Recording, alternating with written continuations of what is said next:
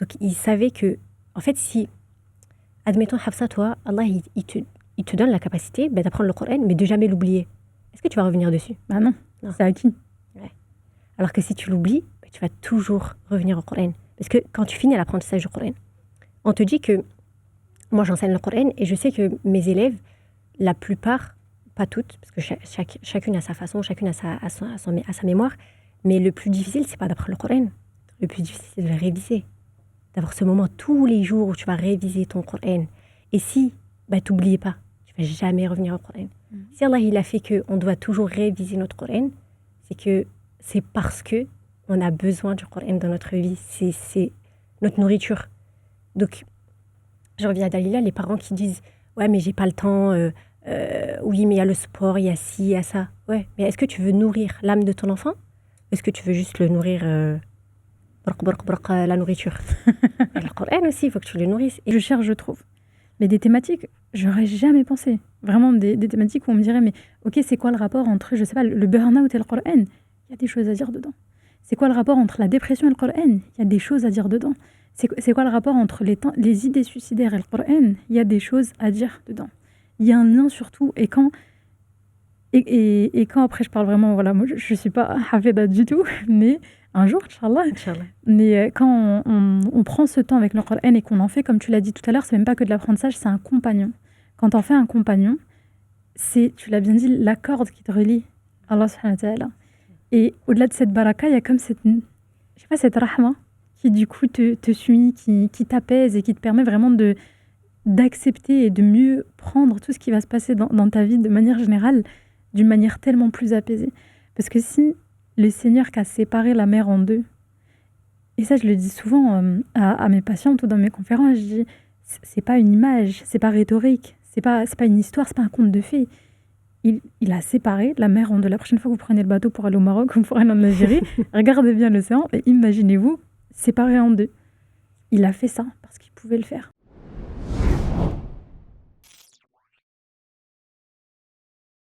أعوذ بالله من الشيطان الرجيم بسم الله الرحمن الرحيم الصلاة والسلام على رسول الله وعلى أهله وأصحابه أجمعين. Bienvenue dans ce nouveau podcast. Un sujet qui va nous toucher à tous et à toutes, le Coran comme source de guidance et compagnon au quotidien. Alors aujourd'hui, j'ai mes précieuses invitées. Nous avons Dalila, salam alaikum. Alaykoum salam. Comment vas-tu? Alhamdulillah. Ça va, la famille? Tout le monde va bien? Très bien, alhamdulillah. Alhamdulillah. Et nous avons avec nous Siham. Bienvenue dans ce nouveau podcast. Merci. Et bienvenue, c'est la première fois pour toi.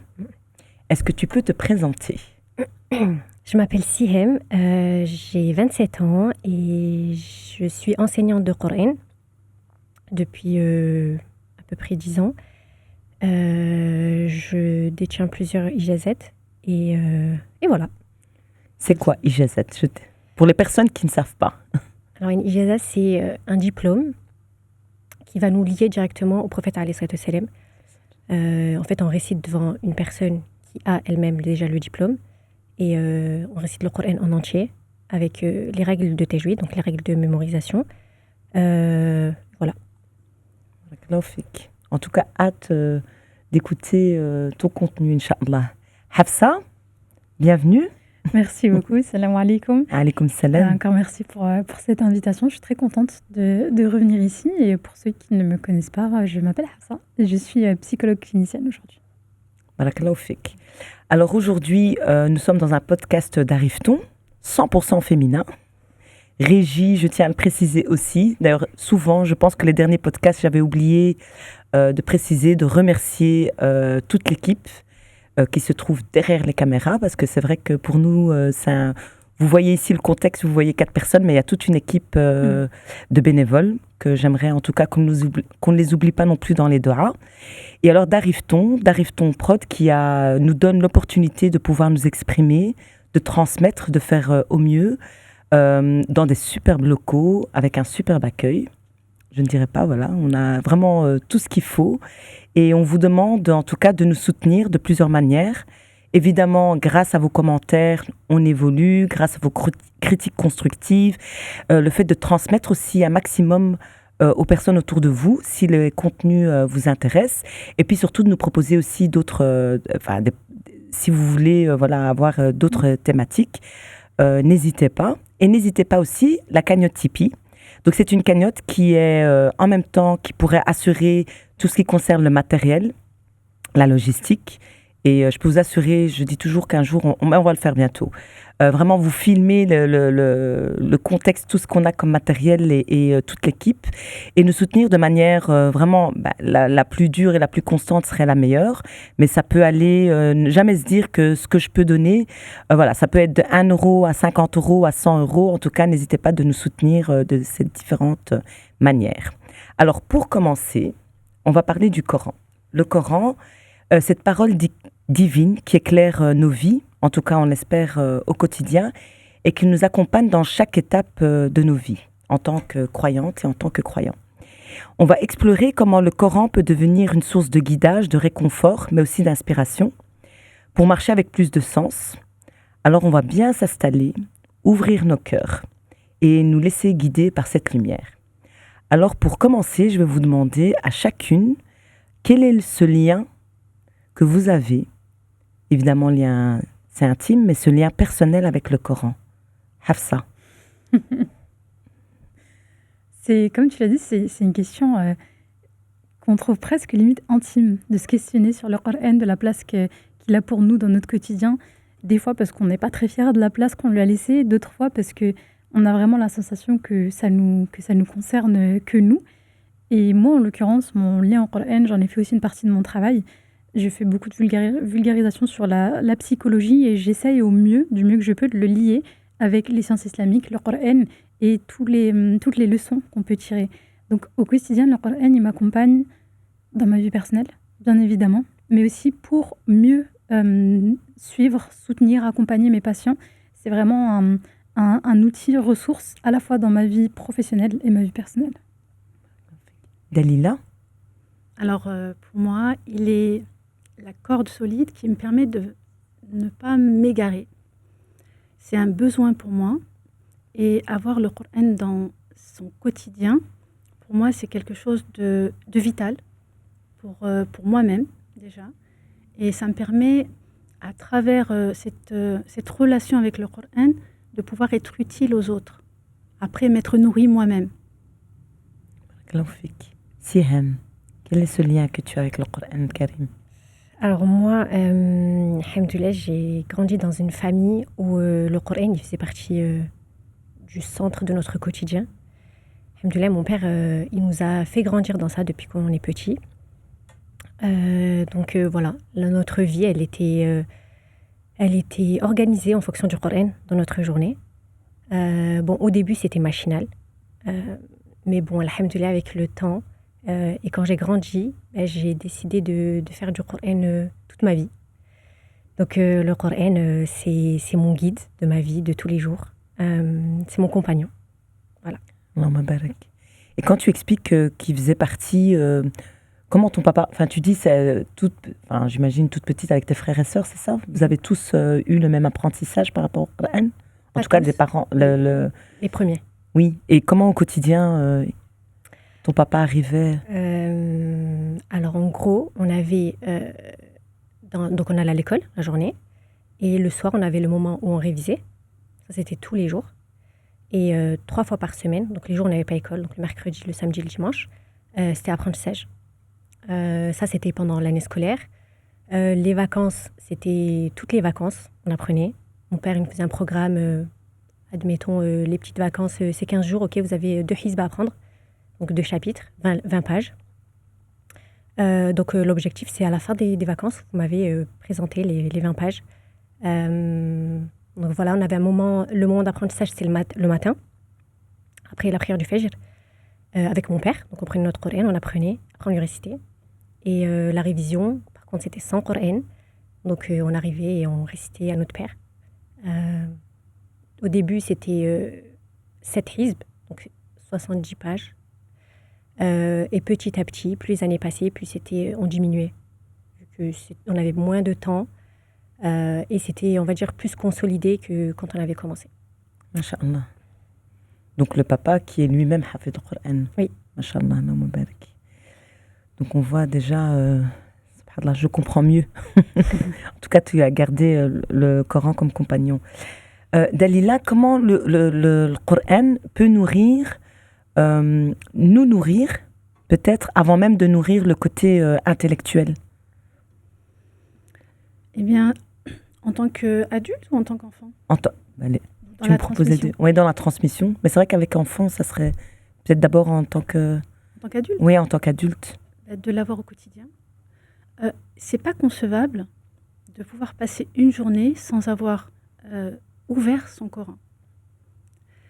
Prier ces 5 prières par jour et réciter du Coran, c'est une chose. Mais c'est-à-dire se poser 15 minutes pour ouvrir son Coran et lire un verset, c'est une habitude qu'on doit prendre. Parce que quand on l'ouvre, on lit un verset. Parce que prendre le Coran, c'est lourd pour beaucoup. Quand il commence à lire, ça devient quelque chose de pesant. Il y en a même qui ont envie de dormir à ce moment-là. C'est normal, parce que ce qu'on est en train de lire, c'est pas n'importe quoi. C'est la parole d'Allah.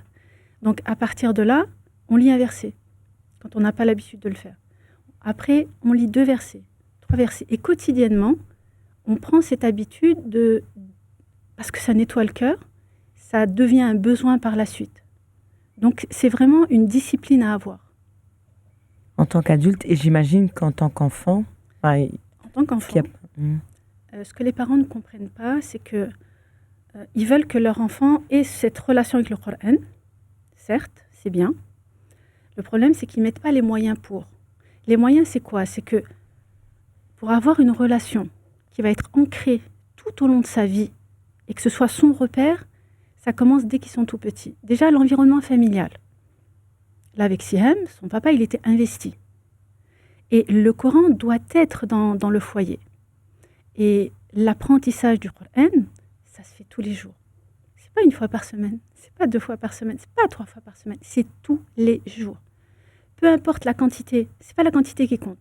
C'est la régularité pour que l'enfant, il puisse ancrer en lui que Allah, il est le centre de son univers.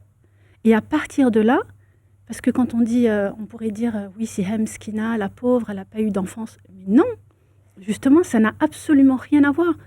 Les enfants, ils s'épanouissent à travers le Coran. Tout dépend le regard que tu as que tu mets sur le Coran qui va changer le regard de l'enfant. Parce qu'on parle d'Allah et on lui dit, et la bienveillance que le parent a, ou l'enseignant a, à enseigner 1 verset, 2 versets, 3 versets, ça va faire toute la différence. Ça va lui faire aimer le Coran. Je pense qu'on en parlera. Oui, plus Hafsa, est-ce que toi, par rapport, parce qu'on parle de cette routine, mais concrètement, les aspects psychologiques qu'on pourrait avoir avec l'apprentissage, les bienfaits, Alors là, l'apprentissage du Coran. quand on parle dire de routine, c'est vraiment, je pense, le plus important. Parce que pour que ça soit ancré en nous et que ça soit une habitude, il faut que ça devienne routinier. Notre cerveau, la manière dont il fonctionne, c'est qu'il va venir créer des connexions entre les différents neurones. Et parfois, il y a des connexions qui vont se créer du coup une seule fois parce qu'on avait fait une seule démarche qu'on n'a jamais fait avant. Il va se dire je garde ou je garde pas. Si on continue pas à renforcer ce chemin-là, il va l'abandonner. Il y a de l'attention ailleurs, il y a de l'énergie ailleurs, donc je vais aller renforcer d'autres cheminements. Et à force, certains chemins qu'on va répéter vont devenir naturels chez nous jusqu'au moment où on va même plus y réfléchir. Des automatismes. L'exemple que je prends souvent, c'est la conduite. La première fois qu'on conduit, on se dit oh là là, embrayer, débrayer, passer la première, deuxième, comment je vais retenir tout ça? Aujourd'hui, les gens qui ont le permis au bout d'1 an, 2 ans, 3 ans, 10 ans, on n'y pense même plus. Parce que les chemins ont été tellement renforcés que c'est devenu un automatisme. Et l'apprentissage du Coran, l'habitude de lire la langue arabe, toutes ces choses-là, c'est exactement la même chose. Tant que ça ne devient pas une habitude qu'on renforce, et c'est en ça que tu as dit tout à l'heure, c'est comme un muscle en fait. C'est comme un muscle qu'on doit continuer à venir stimuler pour qu'il devienne à chaque fois de plus en plus fort. Et quand on l'oublie, quand on le laisse de côté, il y aura toujours une petite base. C'est comme le vélo, ça ne s'oublie pas. Mais on ne va plus vraiment se souvenir de comment on fait. Il va falloir défricher. Il va falloir défricher à nouveau ce chemin-là pour que ça devienne un nouveau raccourci, un nouveau fonctionnel dans notre esprit. Quand on entend des cheminements ou des parcours comme ceux de Sihem, c'est ça qu'on entend en fait. Dès l'enfance, ou en plus le moment où le cerveau est le plus malléable et il apprend le plus, grâce à son père, alhamdoulilah, elle a créé des nouveaux des nouveaux circuits d'apprentissage qui n'ont fait que se renforcer à chaque fois qu'elle était venue réviser à nouveau. Et là, c'est pas que c'est moins lourd, mais c'est moins dur. Parce que c'est moins difficile de venir faire une action que tu as l'habitude de faire tous les jours qu'une action que tu fais une fois tous les 3 mois, une fois tous les 6 mois, et à chaque fois tu dois te remettre dedans, t'échauffer à nouveau, si on parle encore de muscles, tu dois à nouveau rééchauffer le muscle. Ah bah je reprends le sport, donc c'est bon, j'ai des courbatures parce que ça faisait 6 mois que j'avais arrêté. C'est exactement la même chose. Au final, la mémoire, c'est comme un muscle. Et plus on l'entraîne et plus on va l'automatiser, mieux elle va s'intégrer dans notre vie de tous les jours. Est-ce qu'on pourrait se dire que, enfin, je parle de moi-même et peut-être d'autres personnes, ah ben non, mais moi pour l'instant c'est pas top, je suis fatiguée, j'arrive pas, aspect psychologique, charge mentale, j'arrive pas à instaurer déjà des routines de base. Si je me rajoute encore ces routines, est-ce que c'est pas trop pour moi? Ou est-ce que, enfin voilà. Mais est-ce que ça devrait pas être une routine de base? Qu'est-ce qu'on a, qu'est-ce qui est une base au final pour nous? Vraiment là, c'est d'un point de vue plus sociétal, mais c'est une base pour nous de prendre un café le matin. Ah, sans mon café, je peux pas commencer ma journée. Il y a d'autres pays, jamais de la vie, un café avant 14h ou avant 13h ou avant en tout cas le repas du midi. Ce qui est une base ou une routine pour toi, l'a été culturellement, et j'entends ça dans la culture, dans la société dans laquelle tu as grandi, et ta culture familiale. Parce qu'il y a aussi dans la famille comment ça se passe. 2 familles musulmanes ne se ressemblent pas du tout aujourd'hui en France, ça va dépendre de beaucoup de choses. Donc oui, au moment où on est en burn-out, au moment où on est en surcharge mentale, au moment où on est complètement sous l'eau, au moment où on est, je sais pas, avec des gros changements de vie, par exemple la grossesse, l'accouchement, toutes ces choses-là, oui, on va avoir moins de mémoire, on va avoir moins d'espace, on va avoir moins de la mémoire de travail, elle est moins disponible pour être dans l'apprentissage. Mais ça ne veut pas dire qu'elle le sera constamment déjà. Là, on parle d'une période de speed, d'une période de rush qui va se calmer un moment ou un autre. Et à ce moment-là, si on n'a pas eu comme intention première d'apprendre là tout de suite, pourquoi ça se mettrait en place après? Alors que là, ah non, mais pour une fois que je peux souffler, c'est pas maintenant que je vais me rajouter en plus des cours. Et c'est comme ça qu'on voit les West-West du Shaitan qui constamment besoin de nous donner de nouvelles excuses et de nouvelles excuses et de nouvelles excuses. Tu vois, c'est intéressant ce que tu dis, parce que quand tu dis se rajouter quelque chose, c'est comme si l'apprentissage du Coran ou la connexion avec le Coran, c'est un poids qu'on se rajoute. C'est un poids, c'est-à-dire que c'est quelque chose d'insurmontable. Si on s'y met, bon, bah, faudra pas arrêter. C'est-à-dire qu'on se met vraiment des barrières tout de suite. Alors que non, ça doit faire partie de notre quotidien. Et c'est ça qu'on doit ancrer en nous. Cependant, je me permets, la réalité étant que parfois c'est un poids pour certaines personnes parce que, de par leur culture et de par leur, encore une fois, de culture familiale et de comment ils ont grandi, c'était pas ancré. Donc oui, ouais, je trouve ça bizarre. On me dit, je me dis, allez, je vais venir lire le Coran, Surat al-Kahf tous les vendredis. Ah ouais, mais j'ai mis 40 minutes à lire une page. Il y a une vingtaine de pages, mais je vais jamais y arriver. Et là, ça devient un poids parce que c'est lourd, parce que c'est compliqué pour nous de réinstaurer une nouvelle routine. Et parce que notre cerveau, il comprend pas. On n'a jamais utilisé ces neurones-là. Je veux bien les allumer un petit peu vite fait, mais pourquoi tu mets autant d'énergie là-dedans? Oui, mais là, tu dis par exemple Surat al-Kahf. C'est-à-dire que si tu n'as pas l'habitude déjà de lire et que tu t'imposes Surat al-Kahf, c'est sûr qu'à un moment donné, tu dis « Ah non, c'est trop ». Commence par les 10 premiers versets. Le prophète a dit 10 premiers versets. Et après, mon fils, il n'y a pas longtemps, il me dit « Maman, il faut que je lise entièrement la Surat al-Kahf ». Je dis « Lis les 10 premiers versets ». Et je lui ai cité le hadith du prophète alayhi salam. Il dit « Ah ouais, oh ben d'accord ». Ben voilà, c'est motivant. Et après, à force, c'est lui qui ira plus en profondeur. Graduel, y aller de manière graduelle. Oui, c'est ça, parce que la question de la routine, c'est quoi la routine? Enfin, Dalila a expliqué le lien, mais est-ce que c'est spécialement l'apprentissage? Est-ce que c'est ça, ouvrir son Coran? C'est Sihem. Non, le Coran, c'est pas juste de l'apprentissage. Si toi, tu as des facilités, en fait, il faut que tu aies un moment avec le Coran, un moment où tu souffles, tu mets pause à ta vie et tu te concentres sur le Coran. Tu prends le Coran, si tu veux le lire, tu le lis. Si tu veux réviser, tu révises. Si tu veux apprendre, tu apprends. Si tu veux faire du tafsir, tu fais du tafsir. Tu lis ce que tu es en train de lire, la signification. Mais il faut que tu aies un moment dans ta journée où tu fais du Coran. C'est comme la prière. La prière, c'est une obligation pour nous. On est obligé de prier. Tu ne choisis pas de prier. Et bien, le Coran, ça devrait être aussi une obligation dans notre vie. Ça veut dire que oui, peut-être que tu as trop de choses d'organiser dans ta journée, mais tu n'as pas 10 minutes où tu prends ton Coran et tu le lis. On a tous 10 minutes. On utilise tous nos téléphones. On regarde tous une série. Je sais pas, on fait tous du sport. Une personne qui veut maigrir, une personne qui veut se muscler, à faire du sport, elle va s'accorder de la discipline. C'est exactement la même chose. Et quels sont justement, alors du coup, les mérites que tu as eus, que tu as vus, que tu peux nous parler des mérites Coran. Oui, du Coran. Il y en a plein. Ouais. Il y en a plein, mais alors le prophète, alayhi salatu wassalam, il nous a dit le meilleur d'entre vous est celui qui apprend le Coran et l'enseigne. C'est pas juste. Il faut pas que tu apprennes entièrement le Coran et après tu vas l'enseigner. Mais si tu apprends juste une lettre et tu l'enseignes, c'est des bonnes actions dans ta balance. Hasanat. Admettons, moi, je sais pas, je t'apprends Surat al-Fatiha. Toi, tu vas l'apprendre à ton mari, à tes enfants.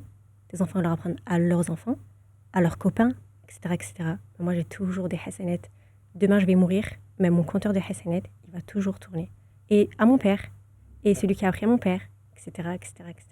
Donc déjà, tu as ça, tu as les hasanat, tu fais partie de la meilleure personne sur Terre. Et dites-moi si je me trompe, mais il y a un hadith qui dit que, je vais dire avec mes termes, Allah n'a pas de famille. Sa famille, c'est pas les prophètes, c'est pas les pieux, c'est pas les ministres, c'est celui qui apprend le Coran, celui qui est dans le cheminement pour apprendre le Coran. C'est la meilleure personne sur Terre. C'est tout ce que j'ai à dire. Dalila, tu as aussi les mérites. Alors moi, ce que j'avais remarqué il y a 5 ans, quand on enseignait le Coran aux enfants, à partir de 5 ans, on s'est rendu compte que, parce que nous, on les prenait tous les jours, sauf le samedi et dimanche. C'était leur petite pause, mais ils avaient quand même, ils devaient avoir un regard sur le Coran. Et on s'est rendu compte que ces enfants-là, ils performaient à l'école. Ils performaient, que ce soit en termes de comportement, en termes de posture apaisée, et c'était extraordinaire.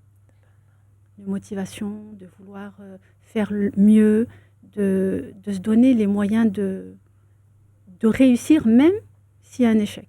Parce qu'il y a des enfants qui venaient avec un verset, alors qu'ils devaient apprendre 3 versets, et ils disent, voilà, j'ai pas pu apprendre tout, c'est pas grave. Il y avait des enfants qui venaient et qui ont dit, non, j'ai pas eu le temps. C'est pas grave, on va faire la muraja'a, la révision.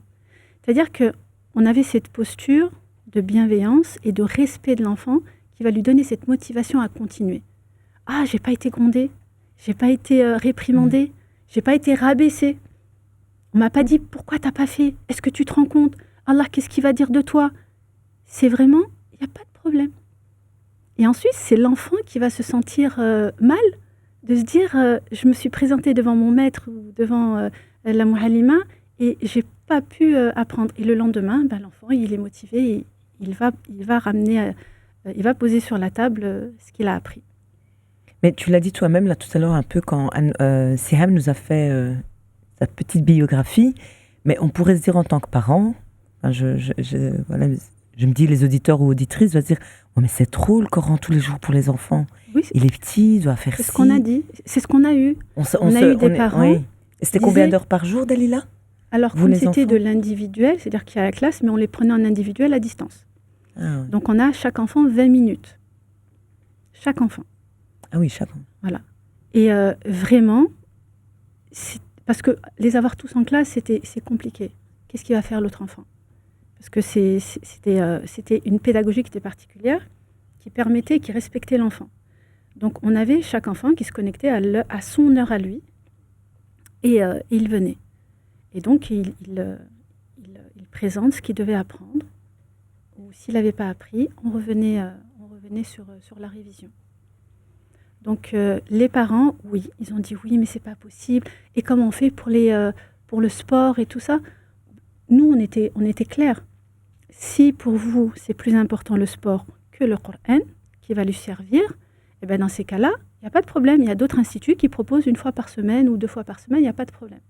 Mais quand les parents ont vu les résultats, et ont vu les résultats sur le comportement de leurs enfants, là, ils ont compris. Donc, ce sont eux qui ont cherché un autre moyen de leur faire faire du sport. C'est pas le contraire. C'est quelle place tu laisses au Coran et quelle place tu laisses au Coran dans la vie de ton enfant plus tard. Parce que l'objectif, c'est quoi? C'est que va devenir ton enfant avec sa relation au Coran plus tard, une fois adulte. Comment essayer au maximum de garder à chaque fois cette niya, que ce soit nous en tant qu'adultes et même en tant que parents pour nos enfants, de garder cette sincérité pour pas tomber dans cet esprit compétitif, de dire c'est la quantité qui compte et je dois me challenger, je dois faire ci, je dois faire ça, je dois atteindre ça. Si, par exemple, dès le départ, c'est pas une question de volonté. Comment tu essayes de t'échapper de ça ou pas? Ou motiver plutôt. Parce que pour moi, la compétition dans le Coran, c'est bien. Ah oui. C'est bien quand c'est bienveillant. Au contraire, comment dire, moi en tant que grande, pas en tant qu'enfant, dans le Coran, quand j'ai commencé ma première lecture, ma oustada, elle m'a mis en contact avec une élève à elle, qui est devenue aujourd'hui mon compagnon du Coran. Et bien cette élève, on se motivait, parce que des fois, tu vas réciter, tu récites mal, tu fais des fautes, tu n'arrives pas à retenir, tes lettres, elles sont pas bonnes, ta prof va te reprendre, elle va dire, non, j'accepte pas. Quand tu sors, tu n'as plus envie de revenir. Tu vas te dire, en fait, c'est quoi? Peut-être que le Coran, il n'est pas fait pour moi. Et le fait d'avoir ce compagnon-là, ça va te motiver. Parce que du coup, je l'appelais, je lui envoyais un message. Oustada, elle m'a dit ça, c'est bon, j'arrête. Elle va me dire, non, au contraire, Sihem, arrête pas, c'est le moment où tu dois te tenir au Coran. C'est pas facile de faire partie de la famille d'Allah. C'est Allah, c'est notre Seigneur. Tu crois que c'est facile de faire partie de la famille d'Allah? Tu veux faire partie de la famille d'Allah comme ça, un claquement de doigts? Faut que tu charbonnes. Et quand tu es en baisse de motivation, un ami, il va t'aider dans la motivation. Ou même des fois, dans ta journée, tu es fatigué, tu n'as pas envie de réviser ton Coran. Tu dis, tiens, plus tard. Ta copine, elle va t'envoyer, je sais pas, un snap. Elle est en train de réviser. Ou elle a récité à sa prof. Siam, aujourd'hui, j'ai bien récité. Ça va te motiver. Moi aussi, j'ai envie de faire. Pour moi, c'est comme ça. La concurrence, la motivation dans le Coran, elle est super importante avec un ami. Ça t'a aidé dans ton apprentissage. Dalila, qu'est-ce que tu en penses? Alors, moi, je vais parler du côté enseignante. Oui. Ce que j'ai constaté sur le terrain, c'est qu'il y a des enseignantes qui vont avoir des élèves et elles vont leur apprendre le Coran. Le souci, c'est qu'il y a une pression des parents derrière.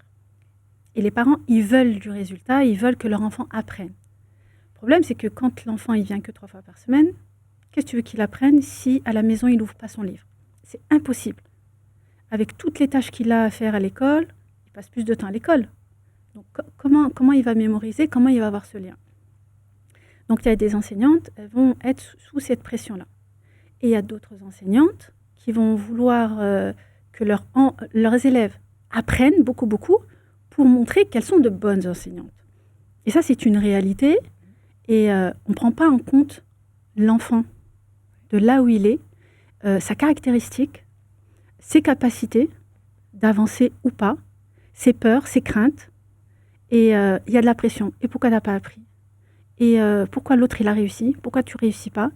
Et il y a des choses qui se passent en classe qui font qu'il y a des enfants qui pleurent avant d'aller en cours.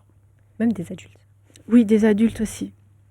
Et ça, c'est irrespectueux de l'évolution de l'enfant.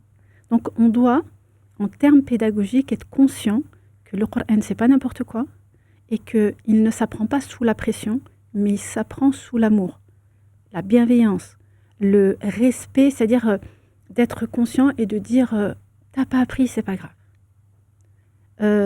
C'est un enfant qui bouge trop, on va changer notre méthode. Oui, c'est vrai, ça demande l'investissement, mais si on devient enseignant de Coran, on doit être conscient de tout ça. Parce que, comme je l'ai dit tout le temps, quand on est diplômé du Coran ou un autre diplôme, le diplôme, c'est pour nous. Mais le transmettre, c'est autre chose. La pédagogie, elle est très importante. Et on peut détruire des enfants, on peut détruire des adultes qui sont dans le chemin du Coran. Et ça, c'est dommage. Hafsa, par rapport au fait d'essayer de garder un maximum, est-ce que l'esprit compétitif, est-ce que... Je pense que les enfants sont naturellement compétitifs. Ils aiment bien la compétition, la course, qui a gagné. Et je pense que, comme il n'y a pas de réponse oui, non, brutale dans ce domaine-là, parce qu'encore une fois, c'est des sciences humaines et il n'y a rien de plus instable et de plus spécifique que l'être humain, mais s'adapter au caractère de l'enfant. Parce que je pense que certains ont besoin de pression. Là, je parle plus des adultes, moins les enfants, mais certains adultes ont besoin de se mettre un coup de pression et de se dire, ok, je vais faire de telle date à telle date et je m'y mets à fond et c'est comme ça que je fonctionne. Allah subhanahu wa ta'ala, il est à la fois le plus miséricordieux et aussi le plus dur en châtiment. Parce que certains ont besoin de sa miséricorde pour continuer à avancer dans le droit chemin et d'autres ont besoin d'avoir peur du châtiment pour continuer à avancer dans le droit chemin. Et c'est pareil avec les enfants.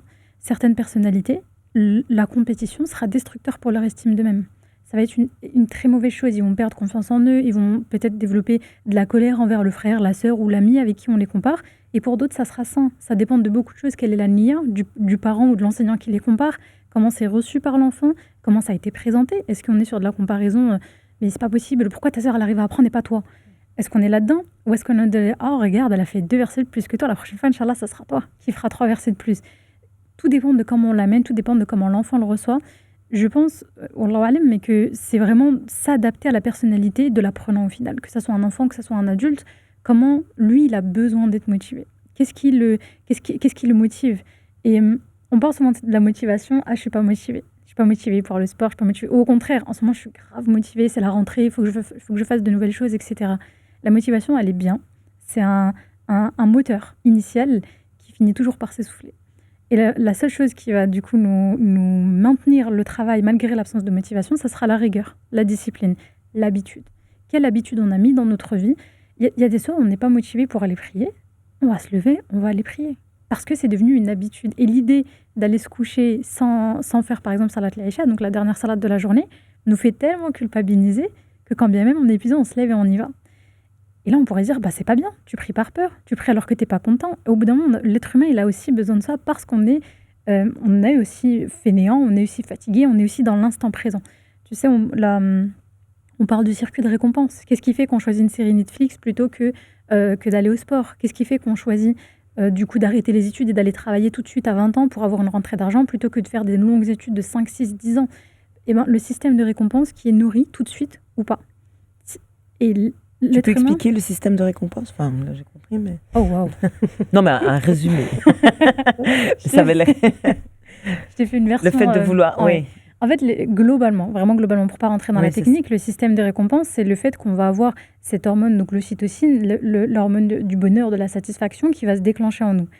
Et l'être humain est câblé, on est créé de sorte à ce que notre cerveau recherche l'ocytocine la plus rapide. C'est-à-dire que tu me dis, ça, tu vas avoir tout de suite ce système de récompense qui va s'activer si tu manges là ce paquet de bonbons tout de suite. Et mon premier réflexe, ce serait de venir le manger. Et si je me dis non, ne le mange pas, parce que du coup, comme ça, dans 3 mois, tu auras fini ton équilibrage alimentaire et tu auras perdu 5 kilos. Tu me parles d'une récompense dans 3 mois. Hein. Là, j'ai des moments tout de suite, je peux avoir la récompense tout de suite. Et elle est plus attirante pour moi que celle qui va me demander plus de travail. Mais quand on regarde au final, que ce soit pour le sport, que ce soit pour le travail, que ce soit pour les études, que ce soit pour le Coran, ce qui est plus valorisant sur le long terme, c'est tout ce qui fait décaler ce système de récompense. Et là, globalement, c'est un combat contre son nafs. Est-ce qu'on obéit tout de suite aux envies de notre nafs qui vont arriver tout de suite, ou est-ce qu'on va combattre du coup ce nafs, la blâmer, être dans nafs al-lawama, du coup, et être dans cette volonté de se dire ok, non, c'est pas bien pour moi, faut que je continue à combattre ça pour aller du coup sur ce qui est le mieux pour moi, que je sais le mieux pour moi sur le long terme. Est-ce que je peux rebondir sur ce qu'elle a dit, Dalila? Sur l'enseignante, moi, quand ma oustada, celle qui m'a suivie quand j'ai fini, elle s'adaptait à moi. Quand elle voyait que j'étais une flemmarde, elle mettait un coup de pression. Et quand elle voyait, je me rappelle une période, pendant 1 mois, j'arrivais pas. Je venais avec la partie et trou de mémoire, je me rappelais plus de rien. Au début, elle a commencé à me crier dessus. 1re, 2e, 3e fois, elle a vu que c'était pas de ma faute. Et du coup, elle a commencé à s'adoucir avec moi, être plus gentille. Et subhanallah, ça a marché. Du coup, après, mon cerveau, il s'est calmé. Pas de stress, je vais réciter, il n'y a rien. Et du coup, ça m'aidait que ma oustada, elle s'adapte à moi. Et même mon père, je me rappellerai toute ma vie, mon père, il était très, très dur avec nous, dans le Coran. Et une fois, j'arrivais pas, du coup, nous, on apprenait tous les 3. On avait toujours la même page à apprendre. Mon frère est fini, ma soeur est finie, moi, j'arrive pas. Ça ne veut pas rentrer dans ma tête. Je commence à pleurer, je dis à ma grande sœur, mais ça ne veut pas rentrer dans ma tête. Elle me dit, va voir Abby et tu lui dis. Mais moi, c'est impossible. Je vais voir mon père, je vais lui dire quoi, j'arrive pas à apprendre. Je vais me mettre une gifle. Ça. Du coup, je vais le voir. Et je pleure, je dis, Abi, ça veut pas rentrer dans ma tête. Il m'a regardé, il m'a dit, ben, ça veut pas rentrer. Tu veux faire quoi? Ferme ton Coran, va jouer, et demain, par contre, tu me ramènes les 2 pages, celle d'aujourd'hui et celle de demain. Ça m'a fait tellement de bien. Le lendemain, je suis revenue, 2-3 fois, j'ai relu ma page, c'est bon, c'était dans ma tête. Et subhanallah, c'est parce que mon père, il s'est adapté à mon cerveau et à moi à ce moment-là. Parce que je pense que même s'il m'aurait forcé, je ne serais jamais rentrée dans ma tête à ce moment-là. Mais tu sais ce qu'il t'a octroyé? Il t'a donné le droit à l'erreur. Ouais. Il t'a donné le droit de te dire, t'es pas dans ta perfection et on va fluctuer, on est des êtres cycliques. Et ça, je trouve, c'est vraiment un rappel de notre fitra d'être humain. On oublie tout, on oublie notre engagement auprès d'Allah subhanahu wa ta'ala. Quand notre âme, elle a dit oui pour être là sur cette terre, on a oublié. Parce que sinon, je pense que je lui dirais de dire non, en toute honnêteté. On oublie tous ces éléments-là alors que ça fait partie de notre fitra. Et accepter d'oublier, parce que le Coran, à un moment donné, si on ne le révise pas, on va l'oublier. Ouais. Mais ne pas le voir comme une fatalité, ne pas le voir comme un... Ça, c'est un élément... Échec. Voilà, ne pas le voir comme un échec. Parce que l'échec, c'est d'arrêter de réviser. L'échec, c'est d'arrêter de réapprendre, d'arrêter de retourner vers Allah subhanahu wa ta'ala. C'est là qu'est l'échec. L'échec, c'est pas de se tromper, c'est pas de faire une erreur, c'est pas de fauter, c'est pas d'oublier, c'est même pas de faire une pause parfois dans son apprentissage parce qu'on sait pas ce qui se passe dans la vie. Et des fois, tu le dis très bien, quand tu l'as expliqué tout à l'heure, ton cerveau, quand il peut pas, il peut pas. Hein. Parfois, tu n'as pas l'espace mental d'apprendre. C'est impossible. Tu pourras la répéter 75 000 fois, elle ne rentrera pas. Et ça, il faut juste l'accepter pour relâcher un petit peu la pression, avoir ce droit à l'erreur. Et ce droit de se dire, si je me trompe, c'est OK. Et ça, je ne suis pas professeur de Coran, mais je pense que c'est extrêmement important de pouvoir laisser cet espace-là aux élèves pour qu'ils puissent avoir du coup cette confiance envers les enseignants ou les parents, si on parle des parents, et pouvoir du coup revenir et accepter eux-mêmes leurs propres erreurs. Et pour rebondir à toutes les deux, concernant la pression, c'est la pression, on peut nous mettre un petit peu la pression, mais de quelle manière on nous met la pression?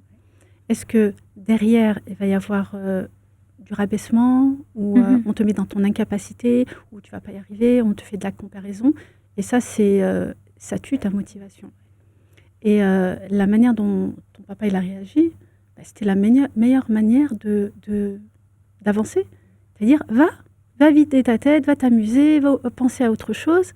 Et ce que ça va procurer chez l'enfant, c'est quelque chose d'extraordinaire. C'est, il m'a comprise. Je me rappellerai toute ma vie. Et ça, c'est justement des choses comme ça qui marquent à vie. Ça sécurise le lien. C'est ça. Avec son parent, son professeur, ou avec le Coran au final. Ça le rend plus sain. Exactement. Mais tu sais, en plus, tu as parlé du fait qu'on oublie. Mais subhanallah, quand tu regardes comment on dit humain en arabe, insan.